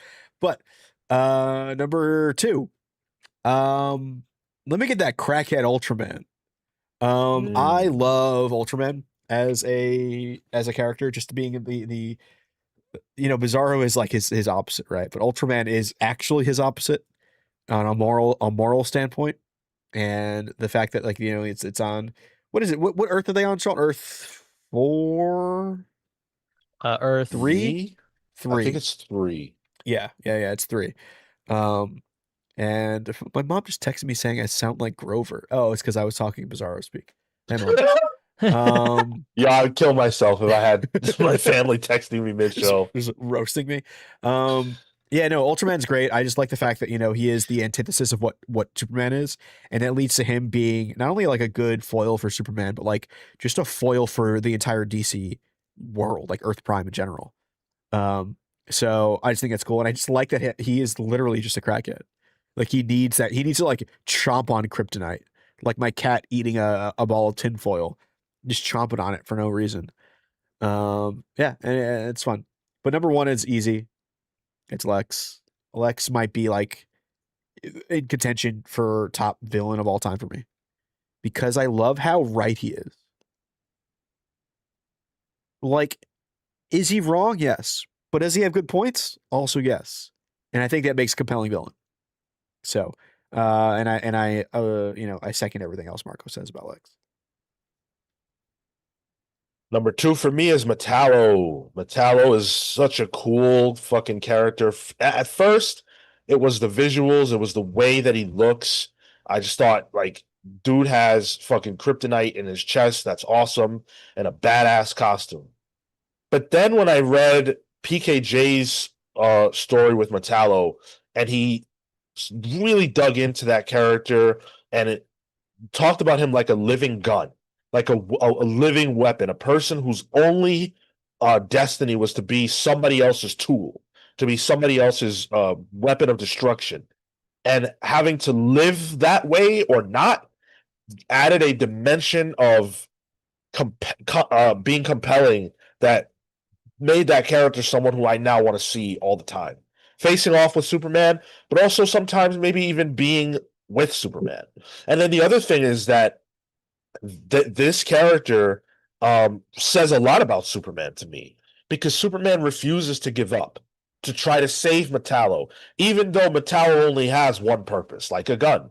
Nobody is trying to redeem the gun. But Superman tries to redeem all of his enemies, even the ones that were only made to destroy. And so I love Metallo for those reasons. And then number 1, reluctantly, is Lex Luthor. For all the reasons that the guys already said, I don't really feel like I need to say any more. I wish that I had chosen somebody else at number 1, but it's hard to do just because Lex is Lex. So I'm not going to belabor it. You guys said it already. That's our top 5 Superman villains for the month. Wait, Did anyone have Zod in their list or Doomsday? no, I I don't didn't. think so. Yeah, interesting. No. Yeah. Yeah, Dan says PKJ pushed both Metallo and Mongol up to a new level. Neither one of them would have been on my list had it not been for that. So PKJ deserves a lot of flowers. For sure. We've got a Patreon pal question to get to. Ooh. You guys that are patrons at the 20 or more tier can send us in questions once a month and we will read them on the air. We're always happy to do that for you guys. Marco, do you want to tackle that? This is from Sam, the young renegade, who said he wasn't able to join the show, but wanted to get a question in ahead, and says, if you were to organize your own con, how would you prioritize the guests? I'm thinking local talent versus big names, retailers, industry insiders, arts and craft, actors, etc. Open discussion, so no wrong answers. Mine's easy. It's Heroes Con. I would make mine just about comics. So no actors. Sorry. Unless you're writing comics too. Nicole Maines, you can stay. But yeah, I would prioritize. You got to get your big name old heads in there, your Claremonts, your Simonsons, and maybe Jim Lee. But then also get, your absolute team, your Marvel exclusive guys like Percy, Chip, PKJ, and just have it really focus on comics. Make sure all the panels are about comics or comics adjacent. Sure, they can have crafts and stuff, like smaller vendors, but like in terms of like what you're going there for, it's got to be comics exclusive for me. Agreed. 100% agreed. Comics exclusive. Go ahead. Do you remember special edition New York Comic Con? Yep. I never went. That was rad. Only happened once, I think, but it was Yep. very, very, very cool. It was like New York Comic Con, but for only comics and book people. I Yep. think Stephen King was there. Yeah. Pretty sure he was there. So that was a really cool con. But for me, yeah, it would be exclusively for creators, people who Did you make get to the final comics. page, Marco? So please, Nicole Maines, Iman Vellani, come through. You're welcome. Other than that, the big thing I want to do is I want to have a spotlight on Jeff Johns and Brian Michael Bendis. I want to do a Marvel and DC in the 2000s retrospective spotlight on the two creators who made that what it was and get them in the room talking. I would do anything to be able to get Jeff Johns and Bendis to talk. If we could make that happen on this show, I'd have to be done because there's nothing else I need to do if I can get Jeff Johns and Brian Bendis to talk. Would you want Bendis and Kirkman to do another debate? That would be two? fun. That would be Yeah. fun. But like, I know they wouldn't debate anymore because Yeah. Kirkman has seen Bendis's point. Thank you, Kirkman. But Bendis and Johns having a conversation would just be so incredible because they were there. They were the top dogs at that time. So yeah, that would be cool. That's what I would do. In the time that's probably most influenced modern comics too. Yeah. Yep. Fuck. Now I want to reach out to them both. Let's see if we could do censor them in Pals Con 2027. Yeah. Yeah, why not? We'll fly them out. We can afford it. It's in the budget. Yeah. One way. Yeah, exactly. Maybe one day at the hotel room. We'll get you here. Yeah. You'll sleep on my couch. 2 twins. Share a bed. Okay, let's do some news, shall we? We've got just a little bit of news. Some of it is stuff that happened last week that we just weren't able to get to, including a little more DC news. Wes Craig has been teasing a DC project for some time, and we finally know what it is. It's not what I thought it would be by any means, but I am still a happy boy because Wes Craig is working on Superman the Stranger. A DC Black Label book. It's going to be 6 issues coming out in September. Wes Craig is doing the words and the art. Colors are going to be by Jason Wordie, and Tom Napolitano is going to step in for the letters. This is going to be a reimagining of the original Superman, of like very, very early Superman stories and the way the character originally was. The solicit says, in Superman the Stranger, readers will follow Superman at the very beginning of his journey.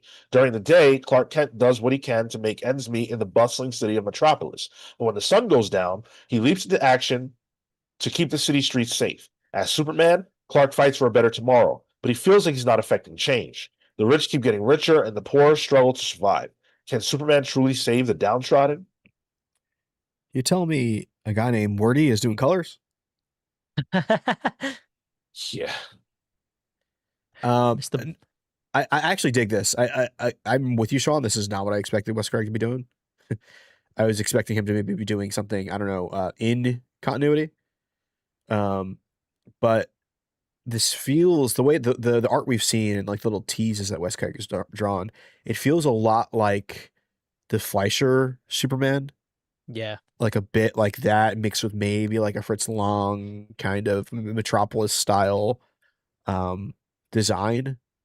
Um, and I'm into that a lot, actually. There was this one Elseworlds comic one shot that was Superman in Metropolis, the movie, and it kind of has that feel to it, which I'm down for. Yeah, I'm pretty excited for this, to be honest. Yeah, I'm with you there. I think it's interesting because we saw this announcement and was like, okay, that's out of continuity, but we're also currently dealing with Prime, and we did just see a sort of version of this character in the latest issue, and so I'm wondering if, along with all the Superman stuff that's been going on, if this is somehow tangential to maybe something that's going on there. Maybe the reality breaks in some form or fashion. Yes, it was a construct of Manchester Black, but is there some potential connection now that we have Superboy sort of floating around? So from that end, that was my sort of tinfoil hat. But for this as an announcement by itself, I love the era. Art Deco, the sort of style and aesthetic of this, that's going to be cool. And Wes Craig is a known talent. Easy, easy pull. Of any book that's announced right now that is not an ongoing, this is my most anticipated because I deeply love Wes Craig. Kaya is amazing. Getting the Kaya creative team together for this is phenomenal. I love that fact. And then also like original Superman is a character who I've never read. Like it's not like Yeah. I've ever gone back and read original Action Comic stuff. I don't have it. I've never read it. So I want this kind of thing because original Superman is interesting to me. Can't fly, beats up douchebag wife beaters, Yep. and is trying to still find his place in the world. Yeah. That's so interesting to me. Like I'm way more compelled by that, I think, than Superboy. And I get that this is later than Superboy, but I think that this as like his coming of age kind of storytelling where he's made it to Metropolis, but he's still not sure what he's going to be and how he wants to take up space in the world. Like, yes, give me this. I love this. And it's worth saying, I don't know if this is a factor, but it's worth saying that with this version of Superman coming into the public domain in just like 5 Yes. years, Oh, good point. Yep. I was gonna say there that. could be a reason to continue to do things, and that might be why we're seeing this version. That was exactly Interesting my point. thought. Yeah. Was like, okay, also we gotta revitalize this somehow. Let's keep the IP a few hundred years longer. Uh, it's much better than my theory, honestly. My theory was it was called the Stranger because Superman sits on his hand until it gets numb. No. And then, Oh. okay. I like this version of Superman when he runs on the power lines. Like that's how he gets places. Oh my god, yeah. I think they tackled it in what Superman versus the Klan. Like that. This is that Mm. era. Although Wes Craig's art cannot be any more different than Guru Hero's art. Yeah. This is hype, man. This is fucking hype. I love it so much.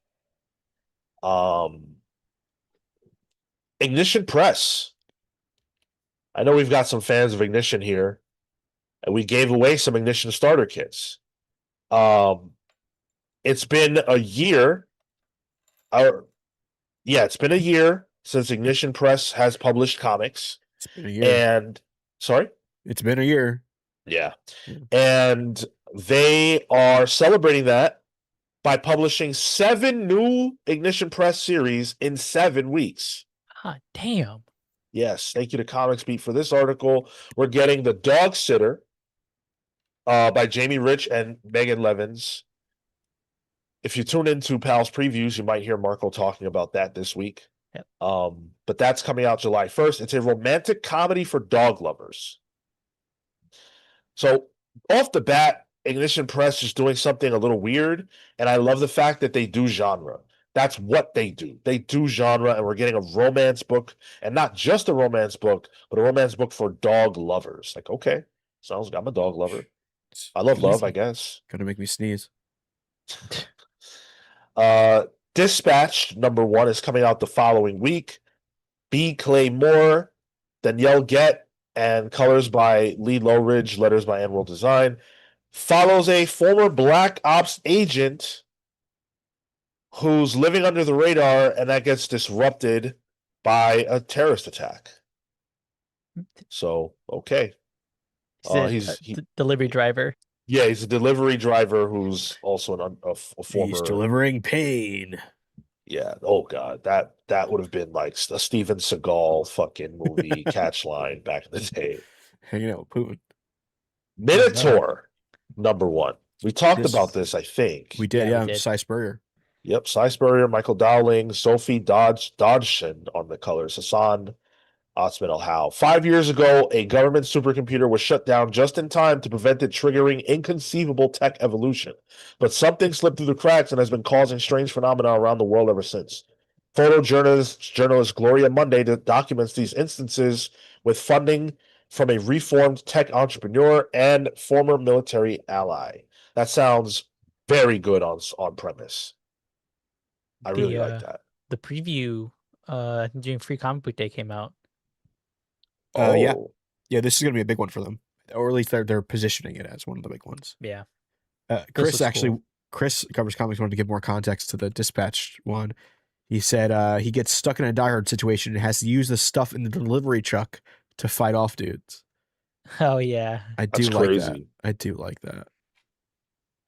That's fun. Oh yeah, Coltrane says, "I wish Ignition would release their books digital," but JetX says they're on Global Comics. I don't know if that's day and date or if that's just like the They just did something. They just got a partnership. I'm forgetting what that was. It might be for the collections. Yeah, the trades. Yeah. Also, Sicko was announced. Teeny Howard, Amilcar Pina, colors by Amanda Grazzini, and letters by Ariana Mayer. Sicko is a medical thriller that follows Valentine Virago, a patient with a rare treatment-resistant autoimmune disorder that allows her to weaponize her immune system to harm others. Tired of being a guinea pig, she escapes to find her freedom, but hazmat-suited goons led by her former nurse and love interest refuse to let her go far. When he offers her a spot in a private medical facility run by his parents, he presents it as an opportunity to connect with patients like her, but Valentine is tired of being locked away. Dude, this is gonna be July is gonna be Ignition month. Yeah. Yep. I like that. I like Teeny Howard. Same. Marion Heretic was so good. Yeah. Fuck yeah. Wild concept. The Patron #1, a fine art mystery murder from Christian Ward, who's going to be doing the words. John J. Pearson and Hassan Otsman Al Howe follows Mr. Cherish, a patron of the finer arts, who's helped launch countless emerging artists' stardom by murdering them through staged spectacular tragedies and then selling their works for huge profit. Painter Matty Barnes is the next on Cherish's hit list, but this one won't go down so easily. Can I say something right now? What's up with Christian Ward? What? Because Christian Ward's art is insane, but we're not getting it anymore. Oh, turn full we writer. Got it in Andromeda. That was the last time I can recall personally, or maybe it was that Batman book. He's on the cover. I think you're right. He did do the cover, I guess. That sucks. I mean, the book could be good. John J. Pearson is talented, but like, I want to see Christian Ward interiors. My boy. I liked his Two-Face book when he wrote that. I did not, but yeah, I know you were a big fan of it. Yeah. Airwalker is coming out August 4th. This one we actually talked about in depth with Jeremy Hahn when we interviewed him. Yeah. It was conceived by Stan Lee, but it's being written by Jeremy Hahn and with art by Danny Luckert, letters by Anworld Design. Bo Chang is used to fighting, whether he's caring for his sick mom and their family-owned bookstore in New York Chinatown, or throwing punches for the mobsters who control him as a prize fighter. Then, a family friend with a strange connection to his late dad reappears, and Bo is exposed to a God particle, which gives him the power to walk on air and paints a massive target on his back. Now, I actually read this already. and I really enjoyed it. It does feel like a Stanley book, but it feels modernized. It reading it, the best compliment I could give it was that it feels like it's walking in the same steps as Spider-Man. Am I Okay. saying it's going to get to Spider-Man level? Obviously fucking not. But it has that same vibe. So I think it's good. I like And it. this is just a graphic novel, right? As of now, yeah. I don't know what it's going to turn into.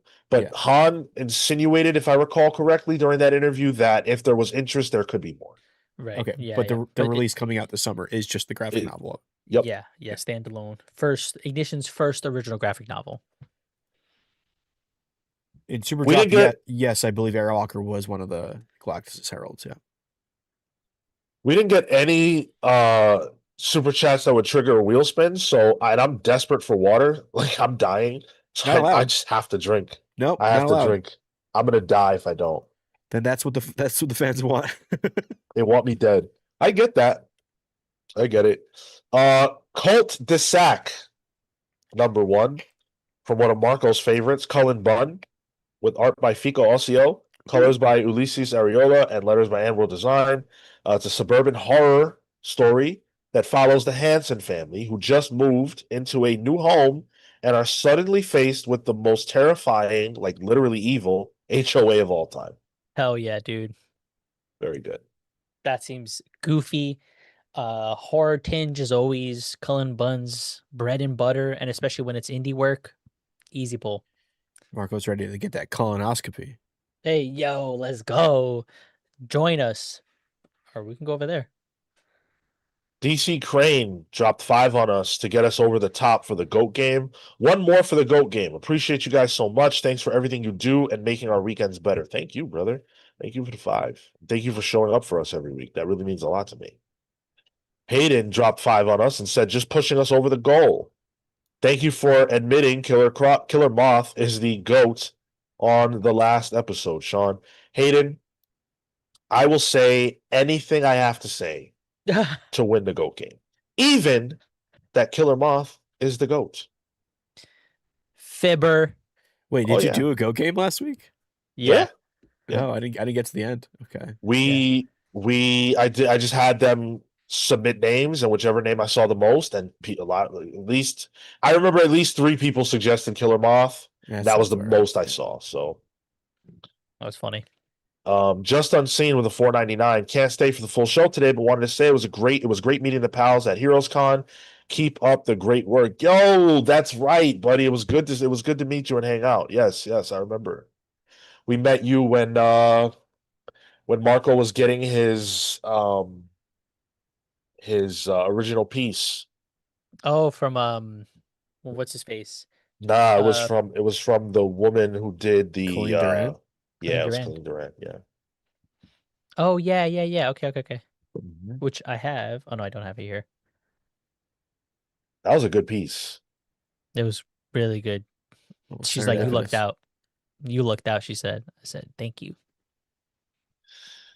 Huh. Letter Op says, I don't know if you guys care. Teenage Mutant Ninja Turtles, pretty cool stuff. Saturday morning series is ending. Blackest Night looking stuff and the end of the Shredder Maxi series, I think. Huh. Yeah, the Saturday morning cartoon has a comic. Yeah. Get out. Yeah. I think I have seen that. Yeah. You probably have. Oh my We God. look at League of Comic Geeks every week. Yeah, I'm remembering it. All right. Hey, you love aliens in your Marvel comics? Yes. Do you love X-Men in your Marvel comics? Yeah. No. Yeah. Do you like X-Men and aliens together in your Marvel comics? You mean the Brood? Hey. No. Well, they're a brood of sorts. So Kieran Gillen and Geraldo Borges are going to team up for the aforementioned Alien versus X-Men. It'll be a 4-issue series that's going to also include a backup story by Chris Claremont that doesn't have an artist yet, with Kitty Pryde, who's being hunted by the Xenomorphs and the Brood. Oh, okay. So the Brood There is you in go. this. All right. They showed up. Yep. And then the main story has the X-Men inadvertently bringing the aliens to Earth when they go to space to search for a Phoenix egg. Oh, they brought the wrong egg home. You fucking idiots. It dummy. Go ahead. Oh, No, I think that's the right. I think that's all we got to say. I think that summarizes it. I really love this cover. Which AVX, one? but The different. Stegman one? Yeah, Yeah. It cover does A. look good. Honestly, get Stegman. I was gonna say get Stegman and X-Men. Wait a minute, here it is. But like, I just love these suits. These are like the Astonishing Era suits, Yes. and it is. Everyone likes animated series 90s, like 90s Cyclops. This is the best Cyclops suit. But story wise, you can't be calling another book AVX. I thought that was funny. Of course you can. They need it. No. Brand recognizing. And I actually liked Aliens versus Avengers. I thought that was actually pretty good. And What was the last AVX? Avengers versus X-Men, you dingus. Oh, that's right. There was an actual book called AVX. It was like the 1v1 books or whatever. You're The whole totally title. right. That's where Iron Man beat Magneto. Ugh. What? Yo, that was upsetting. Ugh. Ugh. There's no world where that makes sense. I like Gillen enough. Let him have fun here. This is all that the book is going to be. I don't expect this to be a revolutionary dissection of either Alien or X-Men. Yeah. But I expect Gillen to have fun. Yeah, agreed. I feel like that's what this is, you know, like I'll gladly take that. Yo, I'm hyped. I am so excited for this. That covers fire. Kieran Gillen back at Marvel doing something fire. And so far, every book that I've read that had the aliens in it has been good to me. So sure, Aliens versus Avengers. Yeah, Aliens versus Yeah, yeah. Avengers. Alien. What was the PKJ Alien book? Yeah, Aliens. That was good. That first arc was good. Yeah, that's the only one I read. Okay, yeah. So, yeah, I'm in. Down for this. You know me, biggest fan. How'd you like Alien Earth, Marco? It's a show. I That was have good. yet to see it. It's on Hulu. It's Yeah. on my to watch list. you To have never Hulu? watch list. I do have Hulu. I You do. just said you didn't have any streamers before. That's why I asked, because I knew he was gonna say he had Hulu. I fucking knew it. Marco, you get on this channel and lie. It's not mine, but I have access to it. So you have it. Oh, semantics.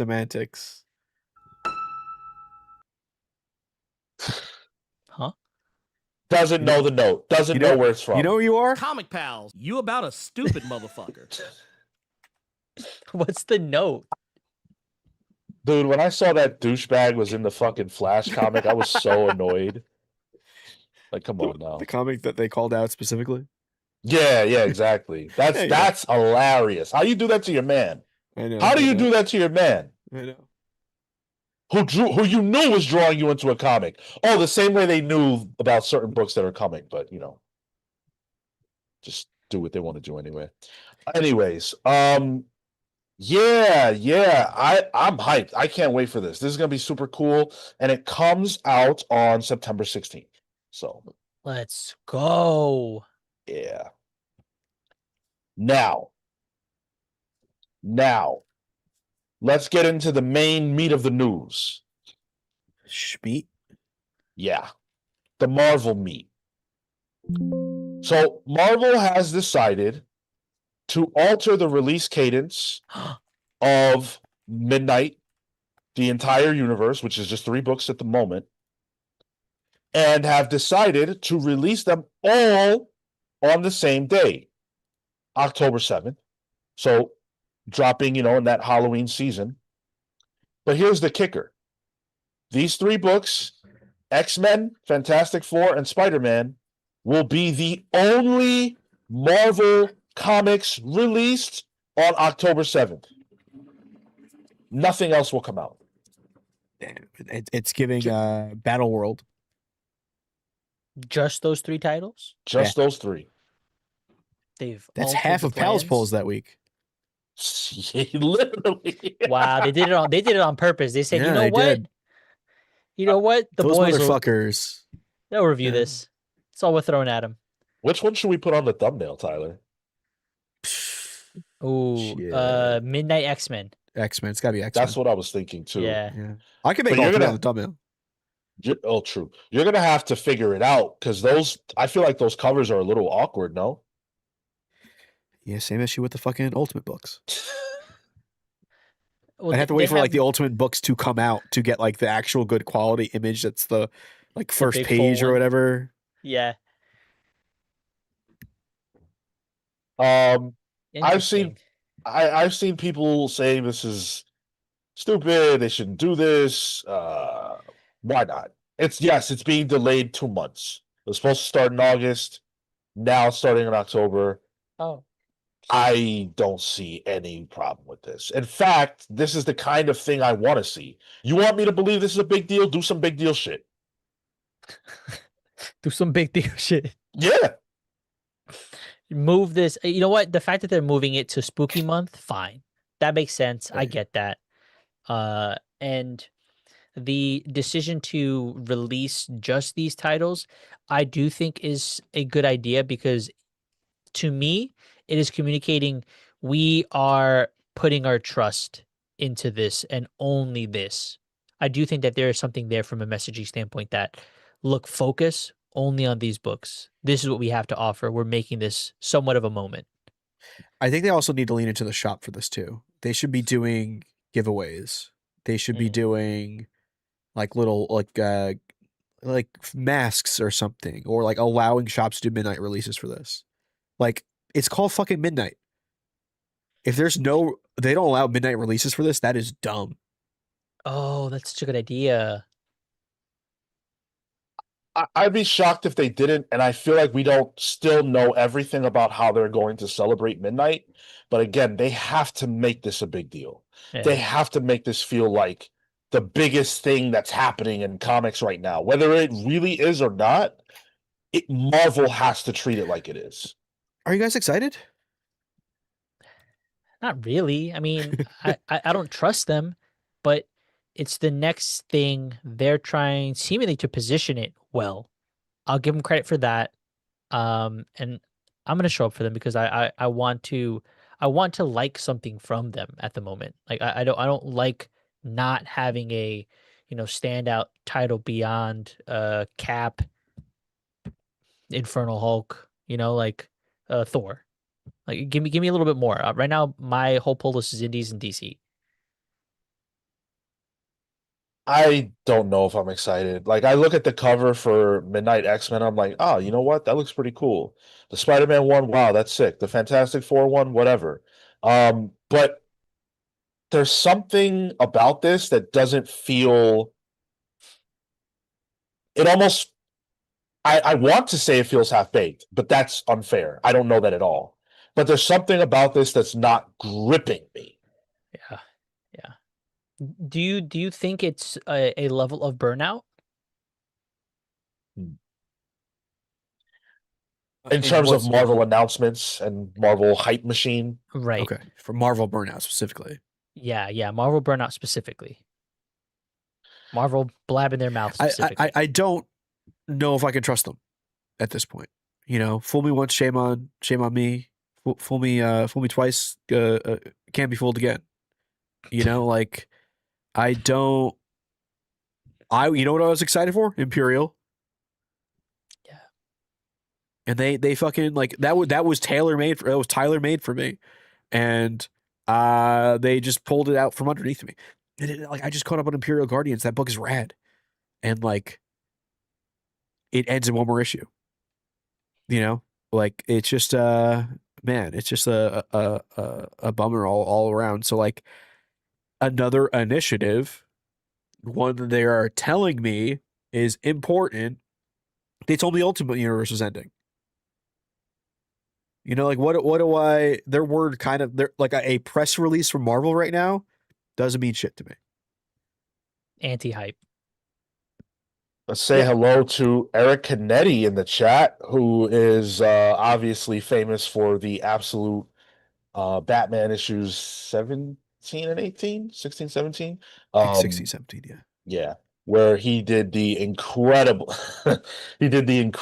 Poison Ivy issues there. We just dropped our interview with Eric, and Eric, I don't know if you got the chance to check it out, but somehow Tyler, the wizard of audio, was able to make that thing sound like there wasn't an insane PA going over us while you were answering questions. So thank you so much, brother, for that.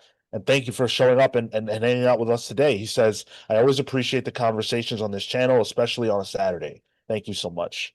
And now I sleep hearing your voice, Sean, and Eric's voice. through some sort of processor, right? Yeah, they've been buffering. I've been told my voice is okay to sleep to. I've been told that before. So, I wouldn't want to know that. What? I don't want people to fall asleep to my voice. Stay up. Why not? I think it's cute. Stay up. Listen to me. Yeah. If I'm saying something, it's important. Valid. Chris covers comics with a 5 spot. Wait, did you guys know there's a Beneath the Trees Halloween special coming out that same day? Horvath collaborating with Tynan and Che Grayson. What the fuck? Yeah, what? I called this out a couple weeks ago. No, it was now starring Heroes Con, I believe. There's a fucking Wow. Peach Momoko cover. Oh man. Okay. Here. What is more hype? Beneath the Trees Halloween special with Horvath, Tinian, Che Grayson, or Midnight X-Men #1 by Jonathan Hickman and Matteo Delafonte? I might go with Beneath the Trees. I'll go with Midnight X-Men. I'm more excited for that than this special. I think that there's a competition there is concerning for Marvel. Yes. Okay, the fact that you have to think about it is bad. Is bad, right? Like what is a known quantity that has not done me wrong so far and has only been consistently better? And the other one's Marvel. And the other one's Hickman. Yeah. Which I think that's the other thing is that like Hickman does not bode confidence for me. I've only known him in the post Krakoa era, or Krakoa and post, and it's been a decline. Man, I'm a sucker, dude. I'm not even excited for this, but yeah, if you ask me if I'm excited for a Midnight X-Men or almost anything else, I'm gonna say Midnight X-Men because it's X-Men, and I don't get to read X-Men anymore because I'm X-banned. But this is outside the scope of that because it's in a different universe. Yeah, it's in a different universe. I was allowed to read Ultimate X-Men. I just didn't want to. Fair. Look, I want to give Marvel every chance. I really do. I don't take any joy at all in the place that I sort of feel like Marvel is at. And I'm looking for any sign of them improving. I really am. I want it bad. So let this be that. 2 good points here I'm seeing in the chat is Dan Trudeau saying, even if Midnight is good, it won't buy goodwill for the main line. Yeah, you're right. It buys goodwill for Midnight X-Men #2. Right. Yeah. Oh, this was good enough. I can give it the second issue. Yeah. Not Marvel's back, folks. Yeah, exactly. It means Marvel's back for the 5 issues this book will get. And then Scriptured, I'm kind of with you here. He says, I'm more excited for Marvel Mangaverse one-shots than Midnight. Is that bad? Yes. Is that bad for Marvel? I think so. Yeah. That's what I meant. Yeah. Yeah. No, DC Crane. Don't say that. He said Sean's going to end up buying Long Way Home too. Don't fucking put that out there because Ooh, I didn't get to read that. I have every desire in the world not to buy that second issue. So if I get on Pal's Pulls and you see that shit in my pull list, cancel me. He's out. But it's the Hickman, door. Sean. No. It's not the Hickman that I know. You don't want a Punisher book? No. I mean, yes, but not. I mean, I want a Punisher book and I want one by Hickman, but I don't want the one we're getting. Because it's a Spider-Man book. Yeah. Oh my goodness Man, gracious. Hickman loves writing Spider-Man books without Spider-Man. Indeed. Figure drawing says Marvel has good books. Cap, DD, Thor, Hulk, no doubt. We Yep. say that every single fucking Saturday, I feel like, at this point. Yeah. I don't think that's the problem, though. That's not the problem. To Yeah. no, go. No, go for it. To resurrect an old bit. Give me 3 more. And that is the problem. And the problem is that overall, the perception of Marvel's not bad. It's that every news item is like, ugh, for Marvel. They're not paying creators. They're pulling covers from Legends, which wasn't even true, apparently. Okay. Or Marvel's lying. Either they pulled it and are lying, or it was never true and people took it and ran with it, aka Rich Johnson. But one way or another, the message, the conversation, bad. And it was like, that's not fans' fault. Yeah. Even the goodwill they have, like, oh, Black Cat getting nominated for an Eisner, the reaction was, oh, should it have? Yeah, I feel like even some of the creators like, hold on now, I don't know why. Some good books here. Oh my god. So yeah, it's like yes, they have individual books that are great, but on the whole, Marvel feels sketchy right now. I think I'm down to literally only buying those books. It's all that you're gonna get that week, so. No, I mean the ones that Figure Drawing mentioned. Oh, gotcha. Oh, I'm buying Iron Man and Spider-Man. I'm not going to drop Spider-Man yet. But that's it. I'm buying those, 6 books from Marvel? And Fantastic Four. I'm buying those 7. That's bad. Ultimates are gone. I'm not buying any Ultimate books. They don't exist. Oh yeah, that's right. Oh, that'll help your wallet. It's gone allegedly. I mean, you weren't really buying much anyway. Well, I was buying all of them except X-Men. Right. I have every issue of every one but X-Men. Oh, really? Black Panther too? I have every issue. I just not caught up, but I buy it. Yeah. Is there any urge to catch up at this point? Surprisingly, yes. Okay. The finale, I was like, wait, what the fuck is going on here? I kind of want to see this. I'm like 2 issues behind Ultimate Wolverine, and like that's the only other 2 Ultimate books I've never read, like the last final issues of Ultimate Wolverine. And part of me is like, I'm good. But the other part of me is like, I gotta read it now. I gotta know. Bro, I saw African American Panther cheating on his wife with Storm. I need to know how he arrived at that. I need to understand how he arrived at him cheating. Or maybe he's not cheating. I don't know. Maybe she's dead. I actually have no idea. She's not. Oh, spoiler. Right. I don't know, dude. Go ahead. What? I'm trying to remember. Did we know that at the start Dan Buckley was going to be the editor on this? No. So that's another piece of the story. Good call. He's stepping in to really make sure that Midnight pops. This is Dan Buckley's last initiative at Marvel.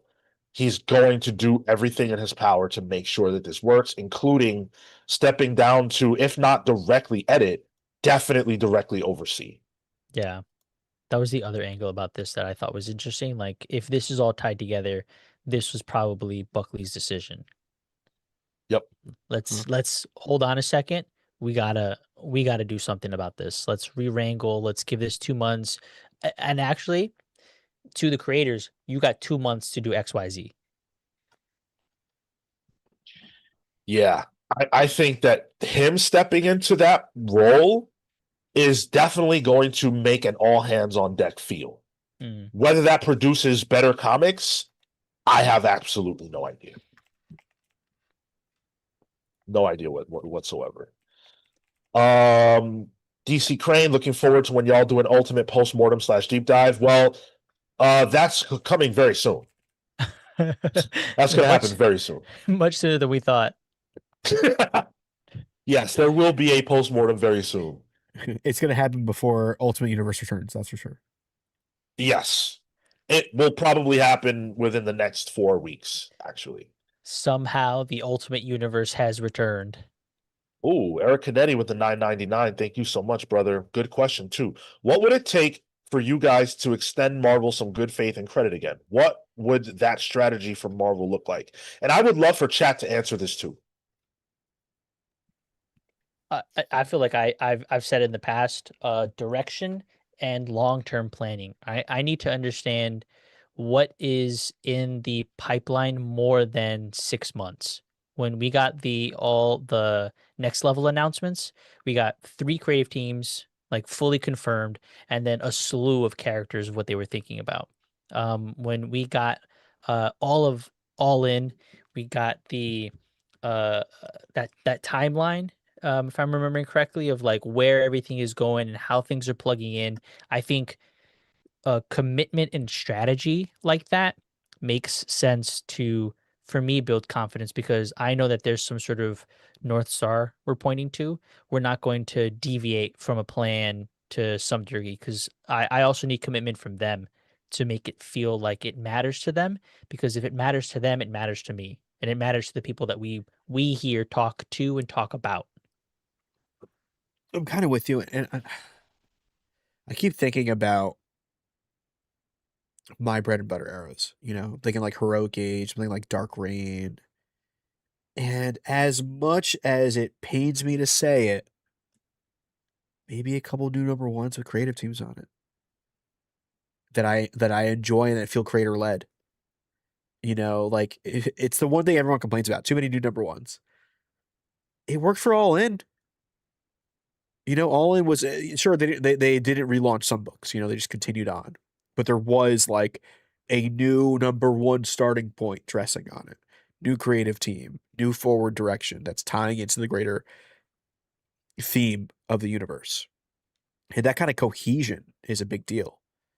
And my second answer would be Eric Canetti drawing a Marvel book. Bring that on. Yeah, bring that all the way on. I think it's actually a very simple chemistry. I don't think it takes a lot, at least not for me. I am predisposed to wanting to love Marvel. So all I need is a commitment. Commit to something and do it. Imperial being over is insane to me, because that felt like the new era. It felt like Marvel was promising a new era. And then they cut its legs out from under it before some books actually even launched. I have a theory that has to do with Imperial or with Midnight. I have a theory that all of that was rejiggered for the purposes of Midnight. But I have a different opinion than a lot of other people. I don't actually think that Midnight is in danger at all of not going beyond 10 issues. I think it will go beyond 10 issues. I think it will sell well. I think Marvel is going to put everything they can behind this to make it work. And I think that beyond these 3 books, they will announce books that are exciting to us. So for me, I'm not worried about Marvel's long-term future. I never am. I am worried about the immediate. It's just that I've been worried about the immediate for years now. I've been saying the same thing for years. Oh, Marvel will turn it around. I believe in them. It's just right now that it's not great. But I've been saying that for like 2 years. Like longer. They always have my faith and my credit. But they're letting me down. Yes, yeah. They just haven't stepped up to it.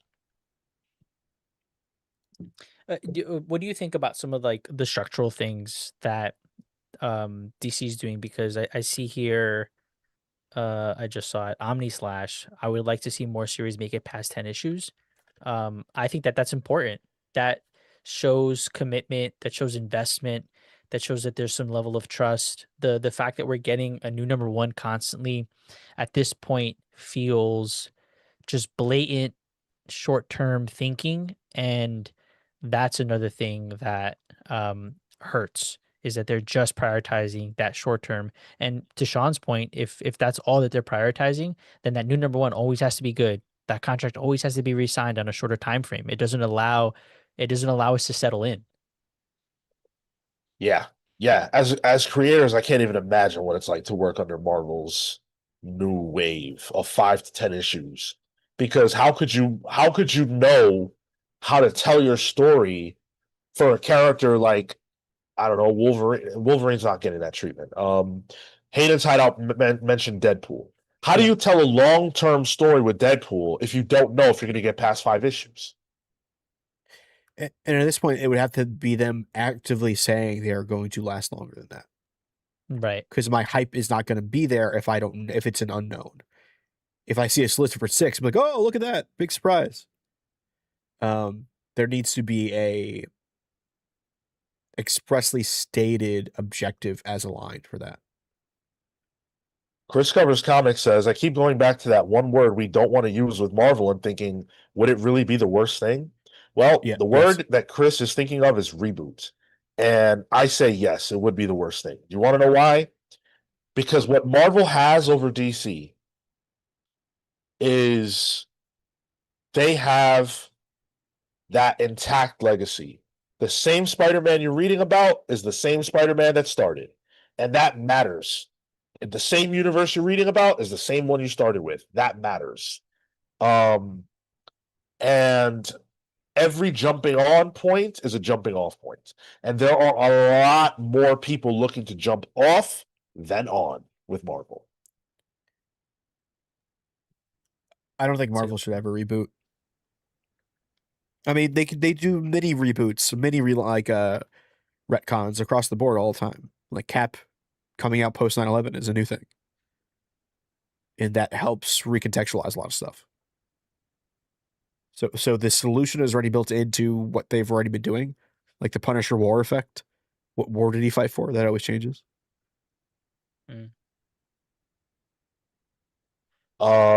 Eric follows up and says, are long-term stories, 11 to 15 issues, critical for you as a reader collector to get back into reading their books again? Yes.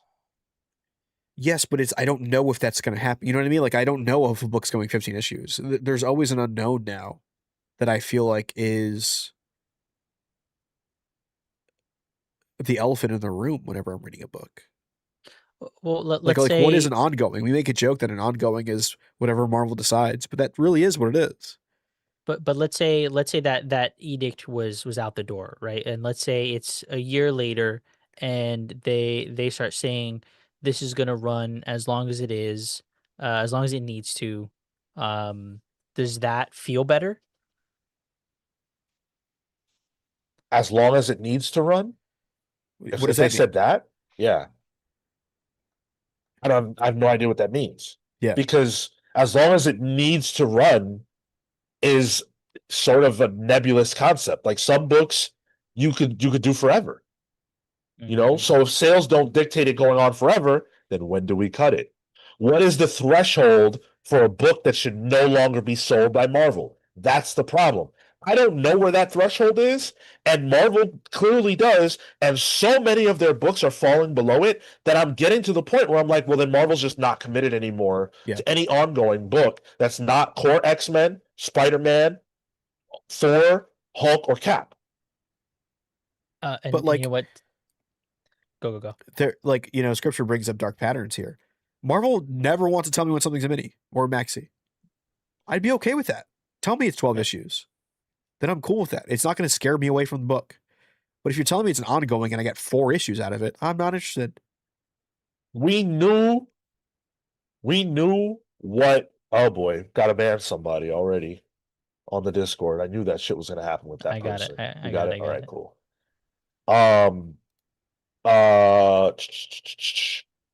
We knew Dark Patterns was gonna be 12 issues from the beginning.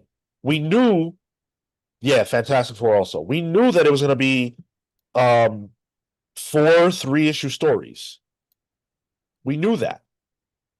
Why won't Marvel tell us what the facts are about these books before they launch them?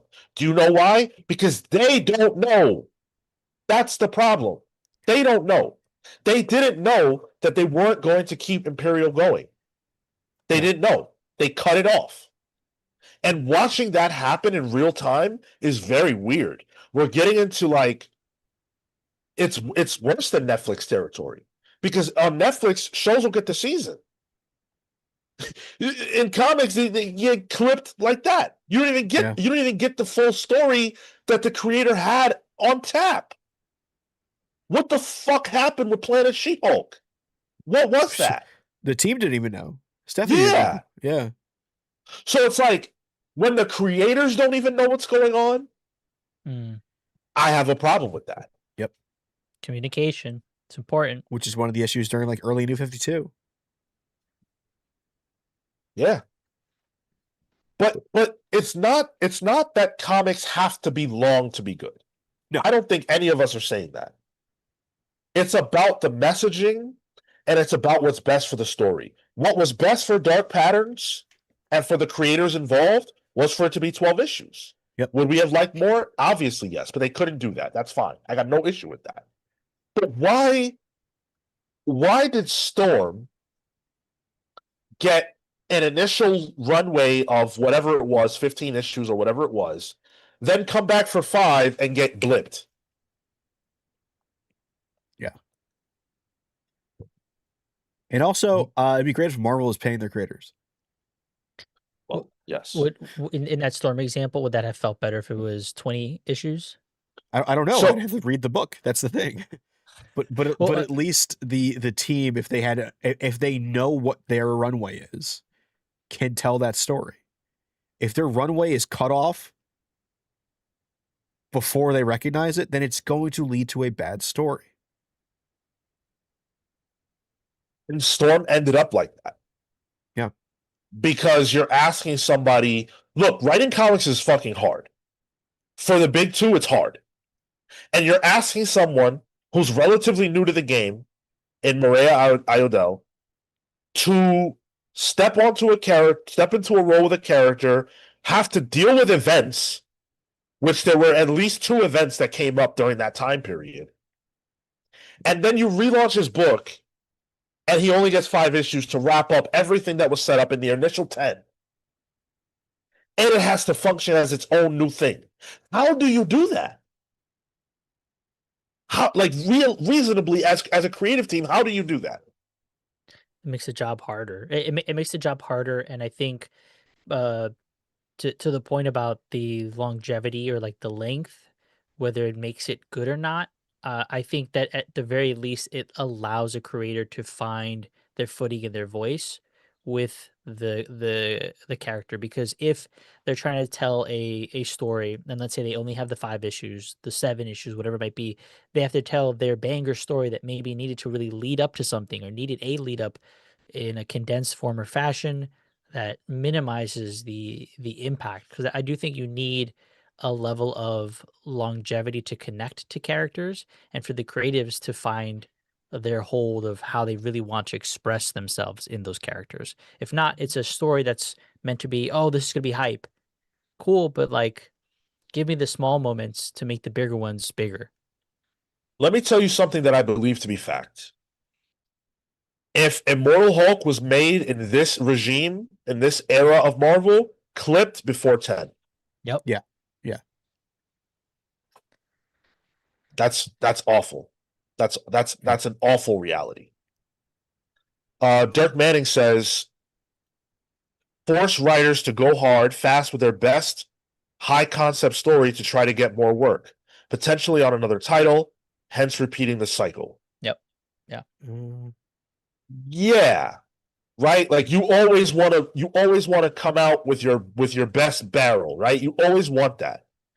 But the problem is that if you're sitting down to tell stories with Marvel characters and you don't have runway and you don't know how much time you have, it's really challenging to even know what your best barrel is or to know if you get a shot after your best barrel. And I don't envy those creators who are working under those constraints at all. It's the job. It is the job. So I'm not going to cry for them, but I am going to say I recognize that that's a very challenging thing to have to do. No one is served by creators being under that much pressure. I don't think. Mm-hmm. Yeah. Agreed. Eric says, man, I love the passion in this conversation. This is what we do every Saturday. Thank you so much for tuning in and asking us a question that spurred this on. Mothman says, I don't want to relaunch my story in the middle of the finale for a new audience. Like, no, go back and read from the beginning. It's 1 to 2 trade paperbacks ago if it's Marvel. That's so true. But you know what the problem is? Because Marvel doesn't fully acknowledge, they don't even have enough time to evaluate the sales of their trades before a book is clipped. It's not even possible in some of these instances. Like, people say, oh, Marvel and DC don't care about trade sales. They do, but you have to get to a trade first. Imperial did not even get to a trade. It didn't have a chance. What if the trade sold like crazy? Then, but then what if the trade sold like crazy? That also doesn't, in this new regime, necessitate, cool, now you get issues 7 or 6. Well, I'm saying like the Imperial event, right? Which they canceled the follow-up stuff, I'm pretty sure, correct me if I'm wrong, before the actual trade for the initial event came out. I mean, for some of the books before issue 1, right? Right. So Yeah. if that's the case, how do you know if people want Imperial if the trade hasn't even come out before you clipped it? Yeah, I gotcha. Don't. Yeah. You don't. Sales sales were so low that they assumed maybe there's a only X% gets actually the trade after that. The sales for Imperial Guardians weren't even out there. It got shut down to it got delayed and then made a 5-issue miniseries before issue 1 was even solicited. Right. So it was like it was a casualty of the rest of the line. It's like, well, Black Panther and Galactic, Planet She-Hulk, and Nova aren't doing so great. Let's just cancel all our plans for it. Or they have other plans for Space Marvel that they then pivoted to, which meant they had to cancel what they were already doing. Paul makes a point that I think is interesting. I don't know if I agree with it, but I do think it's interesting. When people say I'm waiting for the trade, translates to me that this book seems cool, but doesn't make me care enough to actually read it. Nobody waits for the absolute Batman because it demands your attention. I know people who trade wait Absolute Batman. 100%. Yeah. I personally don't have any friends who read comics outside of these two guys, but at the same time, trade waiting is valid. That's a valid way to read comics, no matter what the book is. And on top of that, there are books that like Absolute Batman demands your attention, but think about how many books demand anyone's attention. It's the most arresting book in comics right now. So I think comparing anything to that is like tough, right? But like, I like Nice House by the Lake and see, I'm waiting for that to finish before I read it. Sure. I'm not trade waiting because I don't buy trades, but I am waiting. Right. Is that invalid? Well, because you already bought it, so. Sure, but like, does that mean that I don't care about the story? No, fair. Yeah. It's different modes of consumption. You can do that. Chris, that was not intentional, dude. He says, I love how this DC Glazing episode became a Marvel hazing. Shows where the two companies are right now. I wanted to talk positively about Marvel with the Midnight stuff. I always blame Eric Canetti. He started this. He started this. No, I look, I can't wait for Midnight to be out. I can't wait to jump into those series. That's my honest truth. I'm not excited, but I can't wait. October 7th. There you go. Coming up. Yep. Spooky time for some people. You guys got us over the hump, though, for Super Chats. Thank you so much for that, which means that we do get to play the GOAT game. I want to read off the rest of these names here for the pals who make this show possible, and then we're going to play a game, and then we're going to get out of here for about, 5 minutes before we go live again to talk Supergirl. Yeah. Yeah, because we're out of our fucking minds. So, in addition to everyone that we shouted out before, I want to make sure that we shout out Amin, the Almighty Perez, Houston the Century Kid Murphy, Young Dende, Fae Fighter Dewuti, Cosmic November, Carter the Owl Shogunate, Steve Swarm Canaris, Scripture the Wardens of the Word, Jack of Some Trades Cloutier, Emperor MD Huani, Mad Max Pliskin, Jack Grimstone Grimmy, Eli the Mothman, Patrick Zay, the Captain Chris Collective, Ray Lytle, Super Job, Integrate, Ash the Golem, Just Unseen, David, who just joined the Palsverse last night. Ooh. Thank you, David. Appreciate you, brother. Anonymous. Did I say Brian Acosta's name already? You just I did. think I did. Ryan Spain, thank you so much, Ryan. And David, oh no, yeah, he's back. David Arceus is back as well, as a member of the Palsverse. So thank you so much to all of you. Nice. And then just a few super chats to grab. Dan Trudeau with the $5. Whatever Marvel does, there needs to be some risk with it. They're too risk averse right now. They're playing to not lose, not to win, which is a good point. Need more, a little more chutzpah. And then Samuel Summers with the $2. Marvel needs to bring back anthologies. I would love that. I don't know if that makes sense. Yeah, for them at least. I agree with what Dan said 1,000,000%. 1,000,000%. I have never observed a company that feels this risk averse to me. And I follow Marvel like a fucking hawk. I can't believe it. This is the same company that killed off Peter Parker and had Dr. Octopus in his place for 2 years. They Yeah. did what? And I remember that because it was lunchroom cafeteria talk. I was not an activated reader, but it was enough in the zeitgeist that people were like, this is happening. That's kind of crazy, isn't it? They were okay with ruffling some feathers. See, here's Kyle. I don't like single issues. I just don't. I hate reading one issue at a time, and it costs so much more. I only buy singles to display. That's fair. Sure. Yeah. That's a fair way to read comics. Like, you wouldn't say, like, I don't feel like someone would say, oh, if you like that show, you would have watched it while it was airing week over week instead of waiting to binge it. Like, we understand that binging is a part of culture. Like, we do that.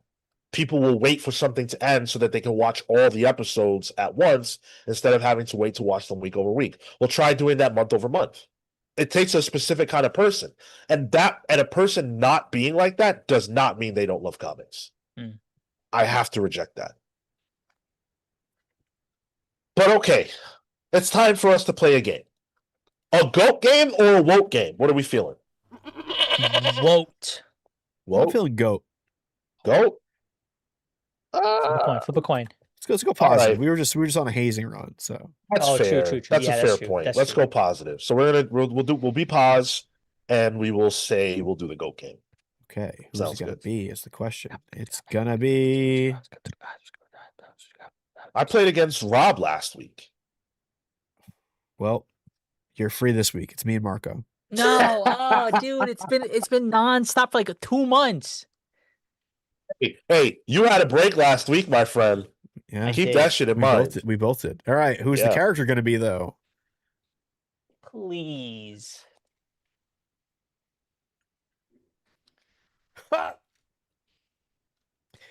Amanda Waller. Oh.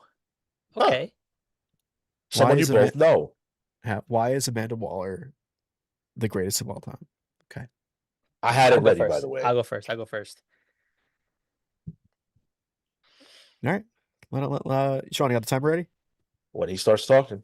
Okay. Here we go. Amanda Waller is the greatest of all time for her conniving, for her ability to take superheroes, supervillains, put them on a super team and get shit done. In this current era of DC Comics, things are getting done. Who does that remind you of? Amanda Waller. Be it the Suicide Squad, be it her bringing people over from the Blackgate prison to get it over the wall, to get it done.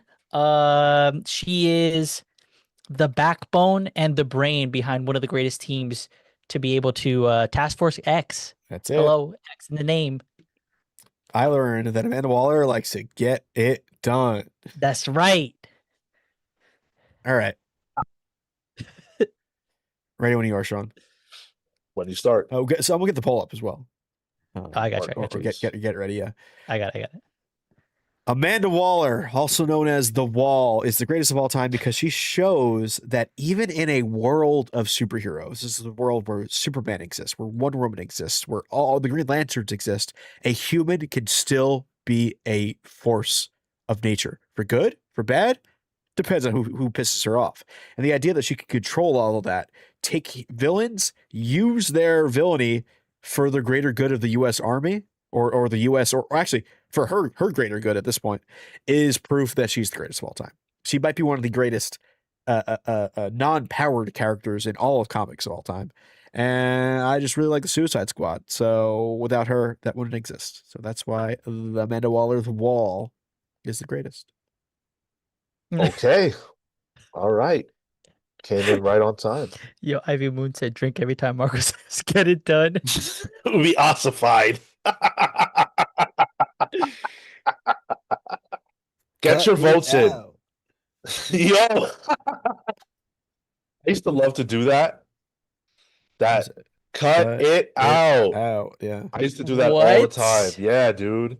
I've Do you know- never seen that. You don't know that's from? No.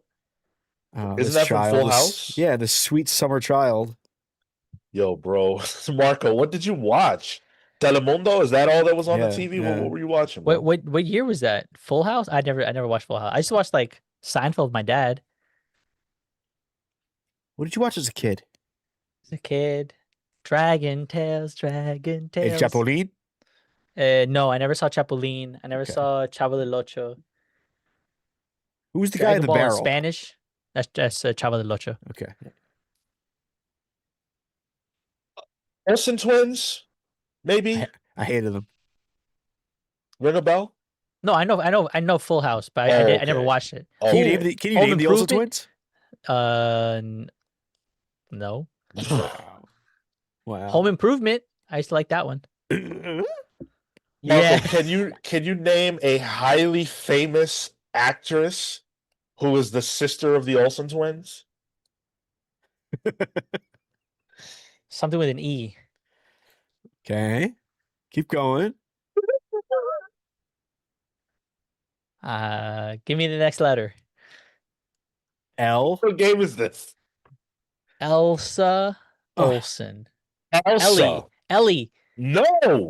No, you said that with so much enthusiasm. You're Who wrong. played the It's Scarlet Elizabeth- Witch, Marco? Yes, come on. Scarlet Witch. Oh, Elizabeth Olsen. Yeah. Oh shit. I didn't know that they were related. Yikes. Yo, unreal, dude.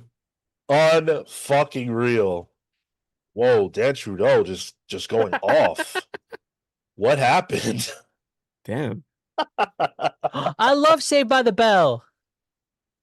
F Family Matters? That's crazy. Now we have beef.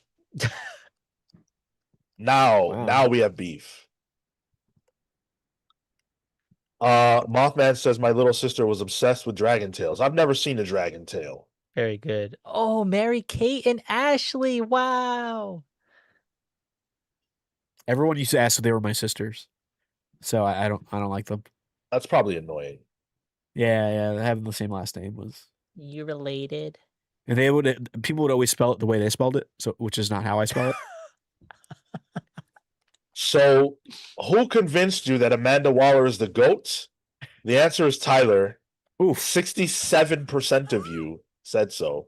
Neither was 19%. And Marco was 14. DC Crane saying Marco didn't get it over the wall. Ivy Moon, Marco couldn't get it done. Yep. You could say Marco couldn't get it done. Damn. Oh my God. Wow. Tyler, Oh. 67. You got 67. Yeah, anytime Oh, I see like the shit. 6-7 thing, I just imagine like doing that to a pair, Oh my God. Jesus Christ. Okay, so we're gonna review Supergirl here in about 5-ish minutes. Come hang out with us if you've seen it and you want to hear our thoughts. If you haven't seen it and you want to hear our thoughts, there will be spoilers, but there will be a spoiler-free portion. So if you just want to hear our initial thoughts and then cut out and go watch it and judge for yourselves, that's cool too. Hopefully you'll show up because when we do these movie reviews, it's like, is it really worth it? I'm judging a lot based on how this does and whether or not we need to continue doing these. So come hang out with us for the Supergirl review. We'll be live Monday at 8 p.m. Eastern for Superman for All Seasons Book Club. So come hang out with us for that. And then Wednesday, then Wednesday we'll be live for Pals Pulls. This week, Pals Pulls is on Wednesday. So we've got lots Yeah. going on. Monday and Wednesday instead of Yeah. Tuesday, Thursday. Things shifted over. So thank you guys for watching. Hopefully we'll see you for the Supergirl review. Until then, peace, pal.